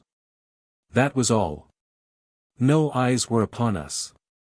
I stepped close to the fellow who had thus rashly presented himself as an obstacle in the way of Djathoris' rescue. I struck him once. I struck him with all my strength. He dropped like a log. You have killed him, exclaimed Vorion. He was one of Bandolion's most trusted officers. If we are caught now, we shall be tortured to death. We need not be caught, I said. Let's take one of these ships standing at the curb. Why take the time and the risk to go farther? Vorion shook his head. They wouldn't do, he said. They are only for intramural use. They are low-altitude ships that would never get over even a relatively small mountain range, but more important still, they cannot be rendered invisible. We shall have to go on to the field as we have planned. To avoid another such encounter as we have just experienced, I said, we had better take one of these ships at least to the vicinity of the field. We shall be no worse off adding theft to murder, said Zondar. Vorion agreed, and a moment later we were all in a small ship and sailing along a few yards above the avenue. Keenly interested, I carefully noted everything that Vorion did in starting the motor and controlling the craft. It was necessary for me to ask only a few questions in order to have an excellent grasp of the handling of the little ship, so familiar was I with the airships of 2 other worlds. Perhaps I should never have the opportunity to operate one of these, but it could do no harm to know how. We quitted the flyer a short distance from the field and continued on foot. As Vorion had predicted, a guard halted us and questioned him. For a moment everything hung in the balance. The guard appeared skeptical, and the reason for his skepticism was largely that which had motivated the officer I had killed to question the regularity of Vorion's asserted mission, the fact that Vorion was unarmed. The guard told us to wait while he summoned an officer. That would have been fatal. I felt that I might have to kill this man, too. But I did not see how I could do it without being observed, as there were many Morgors upon the field, though none in our immediate vicinity. Vorion saved the day. "Come! Come!" he exclaimed in a tone of exasperation. "I can't wait here all day while you send for an officer. I am in a hurry. Let me take these slaves on and start them to work. The officer can come to the ship and question me as well as he can question me here." The guard agreed that there was something in this, and, after ascertaining the name and location of the ship which we were supposed to clean, he permitted us to proceed. I breathed an inward sigh of relief. After we had left him, Vorion said that he had given him the name and location of a different ship than that which we were planning to steal. Vorion was no fool. The ship that Vorion had selected was a slim craft which appeared to have been designed for speed. We lost no time boarding her. And once again I watched every move that Vorion made, questioning him concerning everything that was not entirely clear to me. Although I had spent some 18 days aboard one of these Morgorian ships, I had learned nothing relative to their control, as I had never been allowed in the control room or permitted to ask questions. First, Vorion magnetized the hull and sprayed it with the fine sands of invisibility, then he started the motor and nosed up gently. I had explained my plan to him, and once he had gained a little altitude he headed for the palace of Bandolion.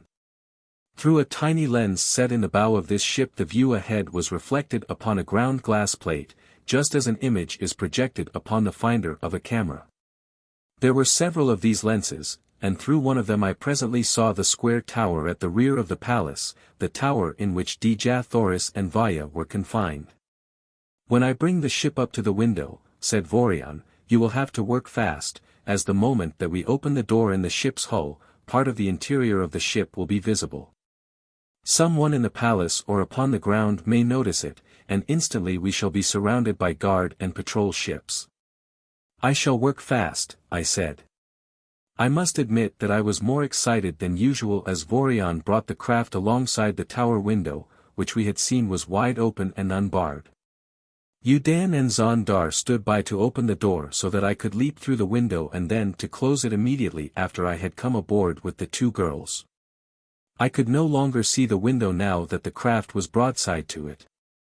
But at a word from Vorion, Yudan and Zondar slid the door back. The open window was before me, and I leaped through it into the interior of the tower room. Fortunately for me, fortunately for Dejathoris, and fortunately, for Vaya, it was the right room. The two girls were there, but they were not alone. A man held Dejathoris in his arms, his lips searching for hers. Vaya was striking him futilely on the back, and Dejathoris was trying to push his face from hers. I seized the man by the neck and hurled him across the room, then I pointed to the window and the ship beyond and told the girls to get aboard as fast as they could. They needed no second invitation. As they ran across the room toward the window, the man rose and faced me. It was Multispar. Recognizing me, he went almost white, then he whipped out his sword and simultaneously commenced to shout for the guard. Seeing that I was unarmed, he came for me. I could not turn and run for the window. Had I, he could have run me through long before I could have reached it, so I did the next best thing. I charged straight for him. This apparently suicidal act of mine evidently confused him, for he fell back. But when I was close to him, he lunged for me. I parried the thrust with my forearm. I was inside his point now, and an instant later my fingers closed upon his throat. Like a fool, he dropped his sword then and attempted to claw my fingers loose with his two hands. He could have shortened his hold on it and run me through the heart, but I had had to take that chance. I would have finished him off in a moment had not the door of the room been then thrown open to admit a dozen Morgor warriors. I was stunned. After everything had worked so well, to have this happen. Were all our plans to be thus thwarted? No, not all. I shouted to you, Dan, close the door and take off. It is a command. You, Dan, hesitated. Dejah stood at his side with one band outstretched toward me and an indescribable expression of anguish on her face. She took a step forward as though to leap from the ship back into the room. You, Dan, quickly barred her way, and then the ship started to move away.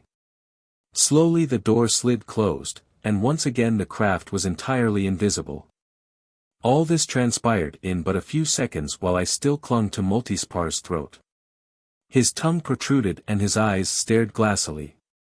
In a moment more he would have been dead, then the Morgor warriors were upon me, and I was dragged from my prey.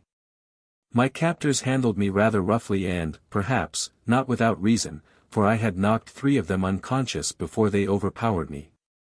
Had I but had a sword. What I should have done to them then.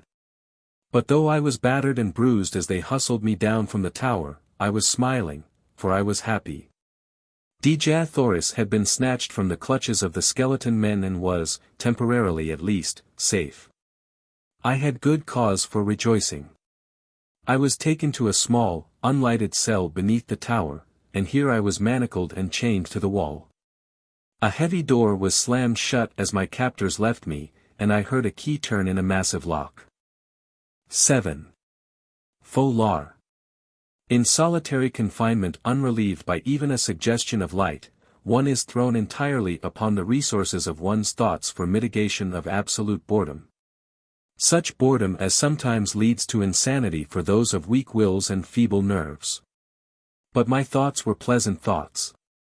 I envisaged Dejah safely bound for a friendly country in an invisible ship which would be safe from capture, and I felt that 3 of those who accompanied her would be definitely friendly and that one of them, you, Dan, might be expected to lay down his life to protect her were that ever necessary. As to Vorion, I could not even guess what his attitude toward her would be. My own situation gave me little concern. I will admit that it looked rather hopeless, but I had been in tight places before and yet managed to survive and escape. I still lived, and while life is in me I never give up hope. I am a confirmed optimist, which, I think, gives me an attitude of mind that more often than not commands what we commonly term the breaks of life. Fortunately, I was not long confined in that dark cell. I slept once, for how long I do not know. And I was very hungry when a detail of warriors came to take me away, hungry and thirsty, for they had given me neither food nor water while I had been confined. I was not taken before Bandolion this time, but to one of his officers, a huge skeleton that continually opened and closed its jaws with a snapping and grinding sound. The creature was death incarnate. From the way he questioned me, I concluded that he must be the Lord High Inquisitor. In silence, he eyed me from those seemingly hollow sockets for a full minute before he spoke, then he bellowed at me. "Thing," he shouted, "for even a small part of what you have done you deserve death, death after torture."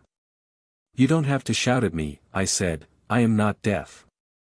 That enraged him, and he pounded upon his desk. "For impudence and disrespect it will go harder with you." "I cannot show respect when I do not feel respect," I told him. "I respect only those who command my respect. I surely could not respect a bag of bones with an evil disposition." I do not know why I deliberately tried to infuriate him. Perhaps it is just a weakness of mind to enjoy baiting enemies whom I think contemptible. It is, I admit, a habit fraught with danger, and, perhaps, a stupid habit. But I have found that it sometimes so disconcerts an enemy as to give me a certain advantage. In this instance I was at least successful in part. The creature was so furious that for some time it remained speechless. Then it leaped to its feet with drawn sword. My situation was far from enviable. I was unarmed, and the creature facing me was in an uncontrollable rage. In addition to all this, there were 4 or 5 other Morgors in the room, 2 of whom were holding my arms, one on either side. I was as helpless as a sheep in an abattoir. But as my would-be executioner came around the end of his desk to spit me on his blade, another Morgor entered the room.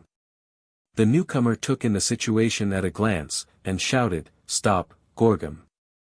The thing coming for me hesitated a moment, then he dropped his point. "The creature deserves death," Gorgum said, sullenly. "It defied and insulted me, an officer of the great Bandolian." "Vengeance belongs to Bandolian," said the other, "and he has different plans for this insolent worm." "What has your questioning developed?" "He has been so busy screaming at me that he has had no time to question me," I said. "Silence, low one-eye," snapped the newcomer. "I can well understand," he said to Gorgum, "that your patience must have been sorely tried, but we must respect the wishes of the great Bandolian. Proceed with the investigation." Gorgum returned his sword to its scabbard and reseated himself at his desk. "What is your name?" he demanded. "John Carter, Prince of Helium," I replied. A scribe at Gorgum's side scribbled in a large book. I supposed that he was recording the question and the answer. He kept this up during the entire interview. "How did you and the other conspirators escape from the cell in which you were confined?" Gorgum asked. "Through the doorway," I replied. "That is impossible. The door was locked when you were placed in the cell. It was locked at the time your absence was discovered. If you know so much, why bother to question me?" Gorgum's jaws snapped and ground, more viciously than ever. "You see, horror," he said angrily, turning to the other officer, "the insolence of the creature." "Answer the noble Gorgum's question," Horror snapped at me. "How did you pass through a locked door?" "It was not locked." "It was locked," shouted Gorgum. I shrugged. "What is the use?" I asked. "It is a waste of time to answer the questions of one who knows more about the subject than I, notwithstanding the fact that he was not there." "Tell me, then, in your own words how you escaped from the cell," said Horror in a less irritating tone of voice. "We picked the lock." "That would have been impossible," bellowed Gorgum. "Then we are still in the cell," I said. "Perhaps you had better go and look." "We are getting nowhere," snapped Horror. "Rapidly," I agreed. "I shall question the prisoner," said Horror. "We concede that you did escape from the cell." "Rather shrewd of you." He ignored the comment. "I cannot see that the means you adopted are of great importance. What we really wish to know is where your accomplices and the two female prisoners are now. Multispar says that they escaped in a ship, probably one of our own which was stolen from a flying field. I do not know where they are. Do you know where they plan to go?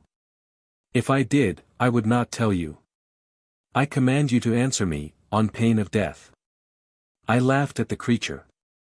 "You intend to kill me anyway, so your threat finds me indifferent." Horror kept his temper much better than had Gorgum, but I could see that he was annoyed. "You could preserve your life if you were more cooperative," he said. "Great Bandolian asks but little of you. Tell us where your accomplices intended going and promise to aid Great Bandolian in his conquest of Helium, and your life will be spared." "No," I said. "Wait," urged Horror. "Bandolian will go even further. Following our conquest of Helium, he will permit you and your mate to return to that country and he will give you a high office in the new government he intends to establish there. If you refuse, you shall be destroyed. Your mate will be hunted down and, I promise you, she will be found. Her fate will be infinitely worse than death. You had better think it over." "I do not need to think over such a proposition. I can give you a final answer on both counts, my irrevocable answer. It is, never." If Horror had had a lip, he would doubtless have bitten it. He looked at me for a long minute, then he said, "Fool," after which he turned to Gorgum. "Have it placed with those who are being held for the next class," then he left the room. I was now taken to a building located at some distance from those in which I had previously been incarcerated, and placed in a large cell with some 20 other prisoners, all of whom were Savators. "What have we here?" demanded one of my fellow prisoners after my escort had left and locked the door. A man with a red skin. He is no Savator. What are you, fellow? I did not like the looks of him, nor his tone of voice. I was not seeking trouble with those with whom I was to be imprisoned and with whom I was probably destined to die, so I walked away from the fellow and sat down on a bench in another part of the chamber, which was quite large. But the fool followed me and stood in front of me in a truculent attitude. I asked you what you were, he said, threateningly, and when Pho Lar asks you a question, see that you answer it, and quickly. I am top man here. He looked around at the others. That's right, isn't it? He demanded of them. There were some sullen, affirmative grunts. I could see at once that the fellow was unpopular. He appeared a man of considerable muscular development. And his reception of me, a newcomer among them, testified to the fact that he was a bully. It was evident that B had the other prisoners cowed. You seem to be looking for trouble, Lo Far, I said, but I am not. I am already in enough trouble. My name is Pho Lar, fellow, he barked. What difference does it make? You would stink by any name. The other prisoners immediately took interested notice. Some of them grinned. I see that I shall have to put you in your place, said Pho Lar, advancing toward me angrily. I do not want any trouble with you, I said. It is bad enough to be imprisoned, without quarreling with fellow prisoners. You are evidently a coward, said Pho Lar, so, if you will get down on your knees and ask my pardon, I shall not harm you. I had to laugh at that, which made the fellow furious, yet he hesitated to attack me. I realized then that he was a typical bully, yellow at heart. However, to save his face, he would probably attack me if he could not bluff me. Don't make me angry, he said. When I am angry I do not know my own strength. I might kill you. I wonder if this would make you angry, I said, and slapped him across the cheek with my open palm. I slapped him so hard that he nearly fell down. I could have slapped him harder. This staggered him more than physically. The blood rushed to his blue face until it turned purple. He was in a spot. He had started something, and if he were to hold his self-appointed position as top man, as he had described himself, he would have to finish it. The other prisoners had now all arisen and formed a half-circle about us. They looked alternately at Pho Lar and at me in eager anticipation. Pho Lar had to do something about that slap in the face. He rushed at me and struck out clumsily. As I warded off his blows, I realized that he was a very powerful man, but he lacked science, and I was sure that he lacked guts. I determined to teach him a lesson that he would not soon forget.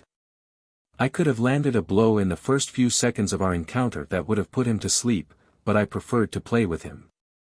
I countered merely with another slap in the face. He came back with a haymaker that I ducked. Then I slapped him again a little harder this time. Good work, exclaimed one of the prisoners. Go to it, red man, cried another. Kill him, shouted a third. Pho Lar tried to clinch. But I caught one of his wrists, wheeled around, bent over, and threw him over my shoulder. He lit heavily on the lava flooring. He lay there for a moment, and as he scrambled to his feet I put a headlock on him and threw him again. This time he did not get up, so I picked him up and hit him on the chin. He went down for a long count. I was through with him, and went and sat down. The prisoners gathered around me. I could see that they were pleased with the outcome of the fight. Pho Lar's had this coming to him for a long time, said one. He sure got it at last. Who are you, anyway? My name is John Carter. I am from Garibus. I have heard of you, said one. I think we all have. The Morgors are furious at you because you tricked them so easily. I suppose they have sent you here to die with us. My name is Han Du, he held out a hand to me. It was the first time that I had seen this friendly gesture since leaving the earth. The Martians place a hand upon your shoulder. I took his hand. I am glad to know you, Han Du, I said. If there are many more here like Pho Lar, I shall probably need a friend. There are no more like him, said Hondu, and he is finished. You intimated that you are all doomed to die, I said. Do you know when or how? When the next class graduates, we shall be pitted against twice our number of Morgors. It will be soon, now. 8. In the arena. Pho Lar was unconscious for a long time. For a while, I thought that I might have killed him, but finally he opened his eyes and looked about. Then he sat up, felt of his head, and rubbed his jaw. When his eyes found me, he dropped them to the floor. Slowly and painfully he got to his feet and started for the far side of the room. 4 or 5 of the prisoners immediately surrounded him. Who's top man now? Demanded one of them and slapped him. 2 more struck him. They were pushing him around and buffeting him when I walked among them and pushed them away. Leave him alone, I said. He has had enough punishment for a while. When he has recovered, if one of you wishes to take him on, that will be all right, but you can't gang up on him. The biggest of them turned and faced me. What have you got to say about it? He demanded. This, I replied and knocked him down. He sat up and looked at me. I was just asking, he said, and grinned a sickly grin, then everybody laughed and the tension was over. After this, we got along famously, all of us, even Pho Lar, and I found them all rather decent men. Long imprisonment and the knowledge that they were facing death had frayed their nerves, but what had followed my advent had cleared the air, much as a violent electrical storm does. After that there was a lot of laughing and talking. I inquired if any of them were from Zondar's country Zanor, but none of them was. Several of them knew where it was, and one scratched a rough map of part of Jupiter on the wall of our cell to show me where Zanor was located. But much good it will do you to know, he said. One never can tell, I replied. They had told me what I was to expect at the graduating exercises, and I gave the subject considerable thought. I did not purpose attending a Morgor commencement in the role of a willing sacrifice. How many of you men are expert swordsmen? I asked. About half of them claimed to be, but it is a failing of fighting men to boast of their prowess. Not of all fighting men, but of many, usually those with the least to boast of. I wish that I had some means of determining which were really good. Of course we can't get hold of any swords, I said, but if we had some sticks about the length of swords, we could soon find out who were the best swordsmen among us. What good would that do us? Asked one. We could give those Morgors a run for their money, I said, and make them pay for their own graduation. The slave who brings our food is from my country, said Hondu. I think he might smuggle a couple of sticks into us. He is a good fellow. I'll ask him when he comes. Pho Lar had said nothing about his swordsmanship, so, as he had proved himself a great boaster, I felt that he was not a swordsman at all. I was sorry, as he was by far the most powerful of all the Savator prisoners. And he was tall, too.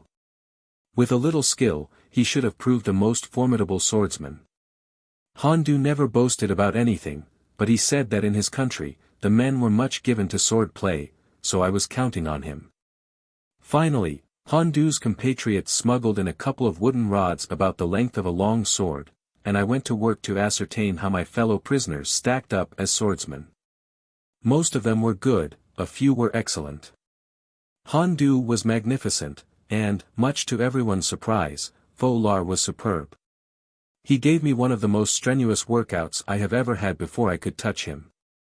It must have taken me nearly an hour to disarm him. He was one of the greatest swordsmen I had ever faced. Since our altercation upon my induction to their company, Pho Lar had kept much to himself.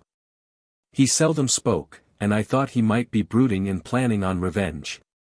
I had to find out just where he stood, as I could not take any chances on treachery or even half-hearted cooperation. I took Pho Lar aside after the passage with the wooden sticks. I put my cards squarely on the table. My plan, I said, requires as many good swordsmen as I can get. You are one of the finest I have ever met, but you may think that you have reason to dislike me and therefore be unwilling to give me your full support. I cannot use any man who will not follow me and obey me even to death. How about it? "I will follow wherever you lead," he said.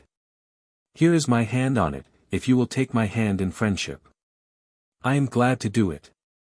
As we grasped hands, he said, "If I had known a man like you years ago, I should not have been the fool that I have been. You may count on me to my last drop of blood, and before you and I die we shall have shown the Morgors something that they will never forget. They think that they are great swordsmen, but after they have seen you in action they will have their doubts. I can scarcely wait for the time."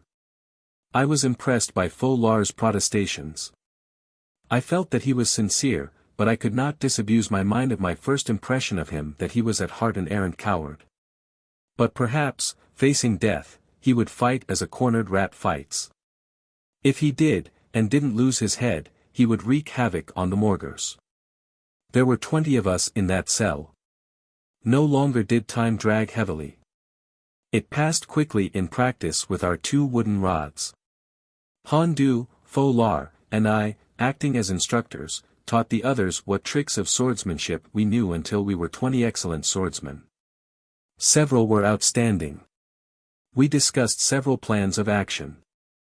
We knew that, if custom prevailed, we should be pitted against 40 young Morgor cadets striving to win to the warrior caste. We decided to fight in pairs, each of our 10 best swordsmen being paired with one of the 10 less proficient. But this pairing was to follow an initial charge by the first 10, with our teammates close behind us. We hoped thus to eliminate many of the Morgors in the first few moments of the encounter, thus greatly reducing the odds against us. Perhaps we of the first 10 overestimated our prowess. Only time would tell.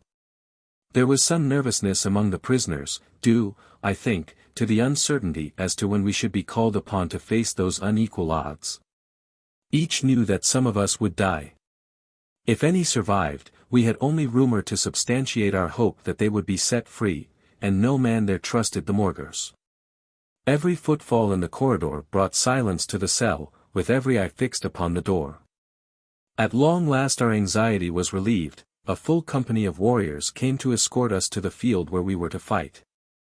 I glanced quickly around at the prisoners' faces. Many were smiling and there were sighs of relief. I felt greatly encouraged. We were taken to a rectangular field with tiers of seats on each of its 4 sides. The stands were crowded. Thousands of eyes stared from the hollow sockets of grinning skulls. It might have been a field day in hell. There was no sound. There were no bands. There were no flying flags, no color. We were given swords and herded together at one end of the field. An official gave us our instructions. When the cadets come on the field at the far end, you will advance and engage them. That was all. And what of those of us who survived? I asked. None of you will survive, creature, he replied.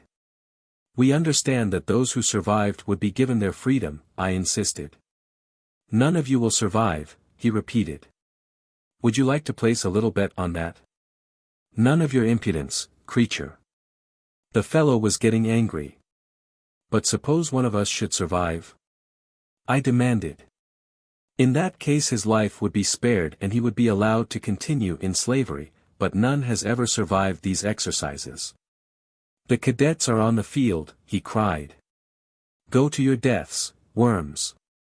To your stations, worms. I commanded. The prisoners laughed as they took their allotted positions, the first 10 in the front line, each with his partner behind him. I was near the center of the line. Hondu and Pho Lar were on the flanks. We marched forward as we had practiced it in our cell, all in step, the men in the rear rank giving the cadence by chanting, "Death to the Morgors," over and over. We kept intervals and distance a little greater than the length of an extended sword arm and sword. It was evident that the Morgors had never seen anything like that at a commencement exercise, for I could hear the hollow sound of their exclamations of surprise arising from the stands. And the cadets advancing to meet us were seemingly thrown into confusion. They were spread out in pairs in a line that extended almost all the way across the field, and it suddenly became a very ragged line. When we were about 25 feet from this line, I gave the command, "Charge." We 10, hitting the center of their line, had no odds against us. The Morgors had spread their line too thin. They saw swordsmanship in those first few seconds such as I'll warrant no Morgor ever saw before. 10 Morgors lay dead or dying on the field, as 5 of our first 10 wheeled toward the right, followed by our partners. And our remaining 10 men wheeled to the left. As we had not lost a man in the first onslaught, each 10 was now pitted against 15 of the enemy. The odds were not so heavily against us. Taking each half of the Morgor line on its flank, as we now were, gave us a great advantage. And we took heavy toll of them before those on the far flanks could get into action, with the result that we were presently fighting on an almost even footing, our partners having now come into action. The Morgors fought with fanatic determination. Many of them were splendid swordsmen, but none of them was a match for any of our first 10. I caught an occasional glimpse of Pho Lar. He was magnificent. I doubt that any swordsman of any of the 3 worlds upon which I had fought could have touched Pho Lar, Hondu, or me with his point, and there were 7 more of us here almost as good. Within 15 minutes of the start of the engagement, all that remained was the mopping up of the surviving Morgors. We had lost 10 men, all of the first 10 swordsmen having survived. As the last of the Morgors fell, one could almost feel the deathly silence that had settled upon the audience. The 9 gathered around me. "What now?" asked Pho Lar. "How many of you want to go back to slavery?" I asked. "No," shouted 9 voices.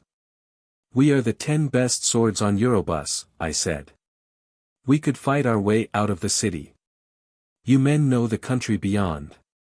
What chance would we have to escape capture?" "There would be a chance," said Hondu. "Beyond the city, the jungle comes close. If we could make that, they might never find us." "Good," I said, and started at a trot toward a gate at one end of the field, the 9 at my heels. At the gateway, a handful of foolish guardsmen tried to stop us. We left them behind us, dead. Now we heard angry shouts arising from the field we had left, and we guessed that soon we should have hundreds of Morgors in pursuit. "Who knows the way to the nearest gate?" I demanded. "I do," said one of my companions. "Follow me," and he set off at a run. As we raced through the avenues of the drear city, the angry shouts of our pursuers followed us. But we held our distance and at last arrived at one of the city gates. Here again we were confronted by armed warriors who compelled us to put up a stiff battle. The cries of the pursuing Morgors grew louder and louder. Soon all that we had gained would be lost. This must not be. I called Pho Lar and Hondu to my side and ordered the remaining 7 to give us room, for the gateway was too narrow for 10 men to wield their blades within it advantageously. "This time we go through," I shouted to my 2 companions as we rushed the surviving guardsmen. And we went through. They hadn't a chance against the 3 best swordsmen of 3 worlds. Miraculous as it may seem, all 10 of us won to freedom with nothing more than a few superficial scratches to indicate that we had been in a fight, but the howling Morgors were now close on our heels. If there is anything in 3 worlds that I hate, it is to run from a foe, but it would have been utterly stupid to have permitted several hundred angry Morgors to have overtaken me. I ran. The Morgors gave up the chase before we reached the jungle. Evidently they had other plans for capturing us. We did not stop until we were far into the tropical verdure of a great forest. Then we paused to discuss the future and to rest, and we needed rest. That forest. I almost hesitate to describe it, so weird, so unearthly was it. Almost wholly deprived of sunlight, the foliage was pale, pale with a death-like pallor, tinged with rose where the reflected light of the fiery volcanoes filtered through. But this was by far its least uncanny aspect. The limbs of the trees moved like living things. They writhed and twined, myriad, snake-like things.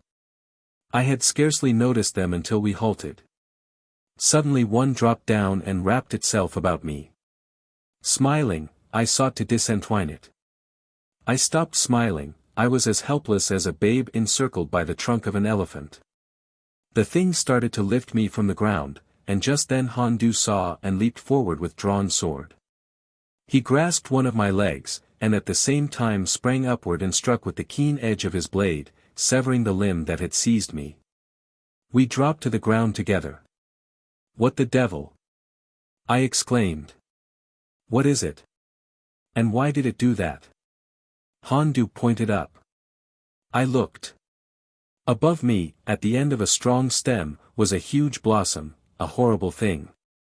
In its center was a large mouth armed with many teeth, and above the mouth were two staring, lidless eyes. "I had forgotten," said Hondu, "that you are not of Eurobus. Perhaps you have no such trees as these in your world." "We certainly have not," I assured him. "A few that eat insects, perhaps, like Venus's flytrap, but no man-eaters." "You must always be on your guard when in one of our forests," he warned me. "These trees are living, carnivorous animals. They have a nervous system and a brain, and it is generally believed that they have a language and talk with one another." Just then a hideous scream broke from above us. I looked up, expecting to see some strange, Jupiterian beast above me, but there was nothing but the writhing limbs and the staring eyes of the great blossoms of the man-trees. Hondu laughed. "Their nervous systems are of a low order," he said, "and their reactions correspondingly slow and sluggish. It took all this time for the pain of my sword cut to reach the brain of the blossom to which that limb belongs." "A man's life would never be safe for a moment in such a forest," I commented. "One has to be constantly on guard," admitted Hondu. "If you ever have to sleep out in the woods, build a smudge. The blossoms don't like smoke.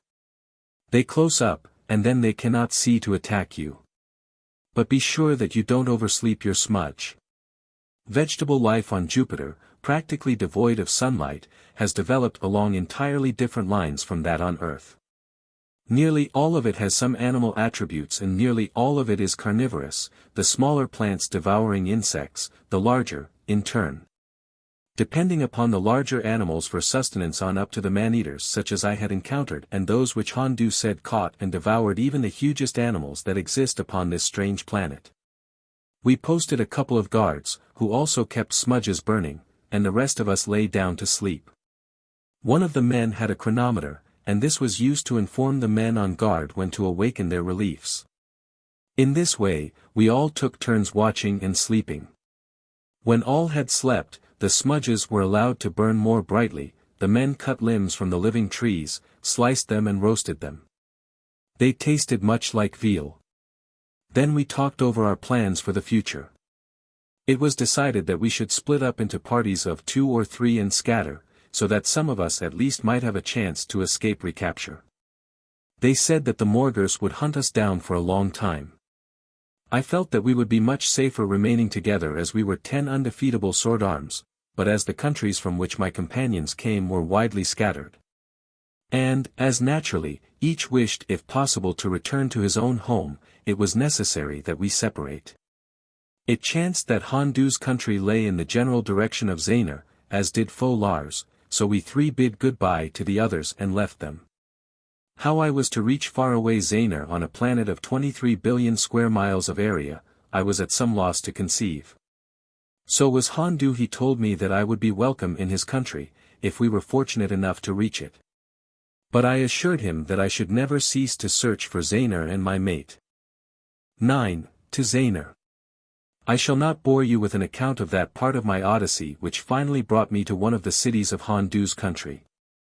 We kept as much to cover as we could, since we knew that if Morgors were searching for us, they would be flying low in invisible ships. Forests offered us our best protection from discovery, but there were wide plains to cross, rivers to swim, mountains to climb. In this world without night, it was difficult to keep account of time. But it seemed to me that we must have traveled for months. Pho Lar remained with us for a great deal of the time, but finally he had to turn away in the direction of his own country. We were sorry to lose him, as he had developed into a splendid companion, and we should miss his sword, too. We had met no men, but had had several encounters with wild beasts, creatures of hideous, unearthly appearance, both powerful and voracious. I soon realized the inadequacy of our swords as a sole means of defense. So we fashioned spears of a bamboo-like growth that seemed wholly vegetable. I also taught Hondu and Pho Lar how to make bows and arrows and to use them. We found them of great advantage in our hunting of smaller animals and birds for food. In the forests, we subsisted almost wholly on the meat of the man-tree. At last Hondu and I came within sight of an ocean. "We are home," he said. "My city lies close beside the sea." I saw no city. We had come down out of some low hills, and were walking across a narrow coastal plain. Hondu was several yards to my right, when I suddenly bumped into something solid as a brick wall, but there was nothing there. The sudden collision had caused me to step back. I stretched out my hands, and felt what seemed to be a solid wall barring my way, yet only a level expanse of bare ground, but the ground was not entirely bare. It was dotted, here and there, with strange plants, a simple, leafless stalk a foot or two tall bearing a single fuzzy blossom at its top. I looked around for Hondu. He had disappeared. He had just vanished like a punctured soap bubble. All up and down the shore there was no place into which he could have vanished, nothing behind which he would have hidden, no hole in the ground into which he might have darted. I was baffled. I scratched my head in perplexity, as I started on again toward the beach, only to once more bump into the wall that was not there. I put my hands against the invisible wall and followed it. It curved away from me. Foot by foot, I pursued my tantalizing investigation. After a while I was back right where I had started from. It seemed that I had run into an invisible tower of solid air. I started off in a new direction toward the beach, avoiding the obstacle which had obstructed my way. After a dozen paces I ran into another, then I gave up, at least temporarily. Presently I called Hondu's name aloud, and almost instantly he appeared a short distance from me. "What kind of a game is this?" I demanded. "I bump into a wall of solid air, and when I look for you, you are not anywhere, you have disappeared." Hondu laughed. "I keep forgetting that you are a stranger in this world," he said. "We have come to the city in which I live. I just stepped into my home to greet my family. That is why you could not see me." As he spoke, a woman appeared beside him, and a little child. They seemed to materialize out of thin air. Had I come to a land of disembodied spirits who had the power to materialize? I could scarcely believe it, as there was nothing ghostly nor ethereal about Hondu. "This is O Allah, my mate," said Hondu. "O Allah, this is John Carter, Prince of Helium. To him we owe my escape from the Morgors." O Allah extended her hand to me. It was a firm, warm hand of flesh and blood. "Welcome, John Carter," she said. "All that we have is yours." It was a sweet gesture of hospitality, but as I looked around, I could not see that they had anything. "Where is the city?" I asked. They both laughed. "Come with us," said O Allah. She led the way, apparently around an invisible corner, and there, before me, I saw an open doorway in thin air. Through the doorway, I could see the interior of a room. "Come in," invited O Allah, and I followed her into a commodious, circular apartment. Hondu followed and closed the door. The roof of the apartment was a dome perhaps 20 feet high at its center. It was divided into 4 rooms by sliding hangings which could be closed or drawn back against the wall. Why couldn't I see the house from the outside? I asked. "It is plastered on the outside with sands of invisibility which we find in great quantity along the beach," explained Hondu. "It is about our only protection against the Morgors. Every house in the city is thus protected, a little over 500 of them." So I had walked into a city of 500 houses and seen only an expanse of open beach beside a restless sea. "But where are the people?" I asked. "Are they, too, invisible?" "Those who are not away, hunting or fishing, are in their homes," explained O Allah. "We do not venture out any more than is necessary, lest Morgors be cruising around in their invisible ships and see us, thus discovering our city.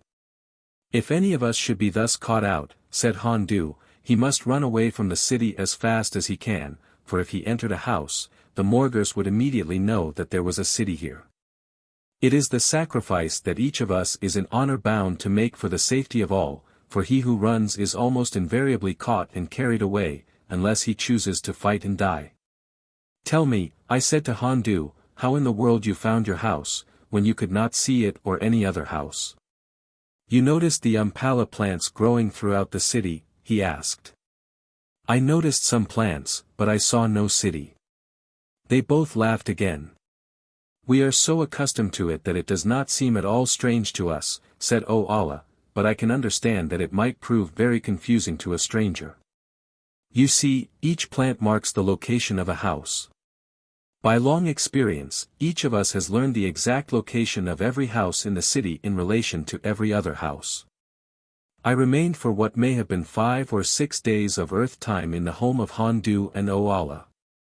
I met many of their friends, all of whom were gracious and helpful to me in every way that they could be. I was furnished with maps of considerable areas of the planet, parts of which, I was told, were still unexplored even by the Morgors. Of greatest value to me was the fact that Zanor appeared on one of the maps, which also showed that a vast ocean lay between me and the country in which I believed Djathoris to be. How I was to cross this ocean neither I nor my new-found friends could offer a suggestion. Other than the rather mad scheme I envisioned of building a sailboat and trusting myself to the mad caprices of an unknown sea perhaps swarming with dangerous reptiles. But this I at last decided was the only hope I had for being again reunited with my princess. There was a forest several miles along the coast from the city, where I might hope to find trees suitable for the construction of my craft. My friends tried their best to dissuade me, but when they found that I was determined to carry out my plan, they loaned me tools, and a dozen of them volunteered to accompany me to the forest and help me build my boat. At last all was in readiness.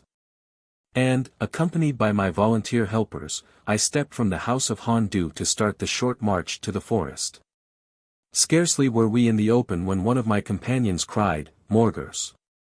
Whereupon the Savators scattered in all directions away from their city.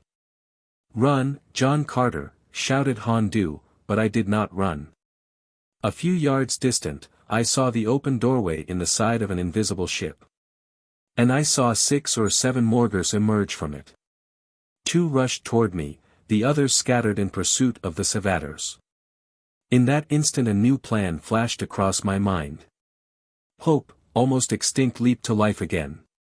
I whipped my sword from its scabbard and leaped forward to meet the first of the oncoming Morgors, thanking God that there were only 2 of them, as delay might easily wreck my hopes.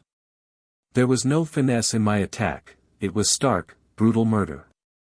But my conscience did not bother me as I drew my sword from the heart of the first Morgor and faced the second. The second fellow gave me a little more trouble, as he had been forewarned by the fate of his companion. And, too, he presently recognized me. That made him doubly wary. He commenced to howl to the others, who were pursuing the Savators, to come back and help him, bellowing that here was the creature from Garibus who had led the slaughter at the graduating exercises. From the corner of an eye, I saw that 2 of them had heard and were returning. I must hurry. The fellow now fought wholly on the defensive in order to gain time for the others to join him. I had no mind to permit this, and I pressed him hard, often laying myself wide open. A great swordsman could have killed me easily. At last I reached him with a mighty cut that almost severed his head from his body. Then, with only a quick glance behind me to see how close the others were, I leaped toward the open doorway of the otherwise invisible ship, a Morgor close upon my heels. With naked blade still in my hand, I sprang aboard and closed the door behind me, then I wheeled to face whatever of their fellows had been left aboard to guard the craft. The fools had left no one. I had the ship all to myself. And as I ran to the controls I heard the Morgors beating upon the door, angrily demanding that I open it. They must have taken me for a fool, too. A moment later the ship rose into the air, and I was away upon one of the strangest adventures of my life, navigating an unknown planet in an invisible craft. And I had much to learn about navigation of Jupiter. By watching Vorion, I had learned how to start and stop a Morgor ship, how to gain or lose altitude, and how to cloak the ship in invisibility, but the instruments upon the panel before me were all entirely meaningless to me. The hieroglyphs of the Morgors were quite unintelligible. I had to work it all out for myself. Opening all the ports, I had a clear field of vision. I could see the shore I had just left, and I knew the direction of the coastline. Hondu had explained this to me. It ran due north and south at that point. The ocean lay to the west of it. I found an instrument which might easily have been a compass. When I altered the course of the ship, I saw that it was a compass. I now had my bearings as closely as it was possible for me to get them. I consulted my map and discovered that Zanor lay almost exactly southeast, so out across that vast expanse of ocean I turned the prow of my ship. I was free. I had escaped the Morgors unharmed. In Zanor, Dejah Thoris was safe among friends. That I should soon be with her, I had no doubt. We had experienced another amazing adventure. Soon we should be reunited. I had not the slightest doubt of my ability to find Zanor. Perhaps it is because I am always so sure of myself that I so often accomplish the seemingly impossible. How long I was in crossing that dismal ocean, I do not know. With Jupiter whirling on its axis nearly 3 times as fast as Earth, and with no sun, moon, nor stars, I could not measure time. I saw no ship upon that entire vast expanse of water, but I did see life, plenty of it. And I saw terrific storms that buffeted my craft, tossing it about like a feather. But that was nothing compared with what I saw below me as the storms at the height of their fury lashed the surface of the waters. I realized then how suicidal would have been my attempt to cross that terrible ocean in the frail craft that I had planned to build. I saw waves that must have measured 200 feet from trough to crest, waves that hurled the mighty monsters of the deep as though they had been tiny minnows. No ship could have lived in such seas. I realized then why I saw no shipping on this great Jupiterian ocean. But at last I sighted land ahead, and what land? Zondar had told me of the mighty mountains of Zanor rearing their forested heads 20 miles above the level of the sea, and it was such mountains that lay ahead of me. If I had reckoned accurately, this should be Zanor. And these breathtaking mountains assured me that I had not gone wrong. I knew from Zondar's explanation just where to search for the stamping grounds of his tribe, a wild mountain tribe of fighting men. They lay in a land of meadows and ravines on the east slope of the highest mountain and at an altitude of only about 10 miles, or about halfway to the summit. Here the air is only slightly thinner than at sea level, as the cloud envelope retains the atmosphere of Jupiter as though it were held in a bag, permitting none of it to escape. While the rapid revolution of the planet tends to throw the atmosphere far up from the surface. Most fortunate was I in coming upon the village of Zondar with little or no difficulty. Entirely invisible, I hovered above it, dropping down slowly. I knew that the moment they saw a Morgor ship, they would disappear into the forests that surrounded the village, waiting there to rush upon any Morgors who might be foolish enough to leave the ship alter landing. There were people in plain view of me in the village as I dropped to within 50 feet of the ground. I stopped the ship and hung there, then I demagnetized the hull. And, as the ship became instantly visible, I leaped to the door and pushed it open, so that they could see that I was no Morgor. I waved to them and shouted that I was a friend of Zondar, and asked permission to land. They called to me to do so, and I brought the ship slowly toward the ground. My lonely voyage was over. I had surmounted seemingly insurmountable obstacles and I had reached my goal. Soon my incomparable Dejah Thoris would be again in my arms.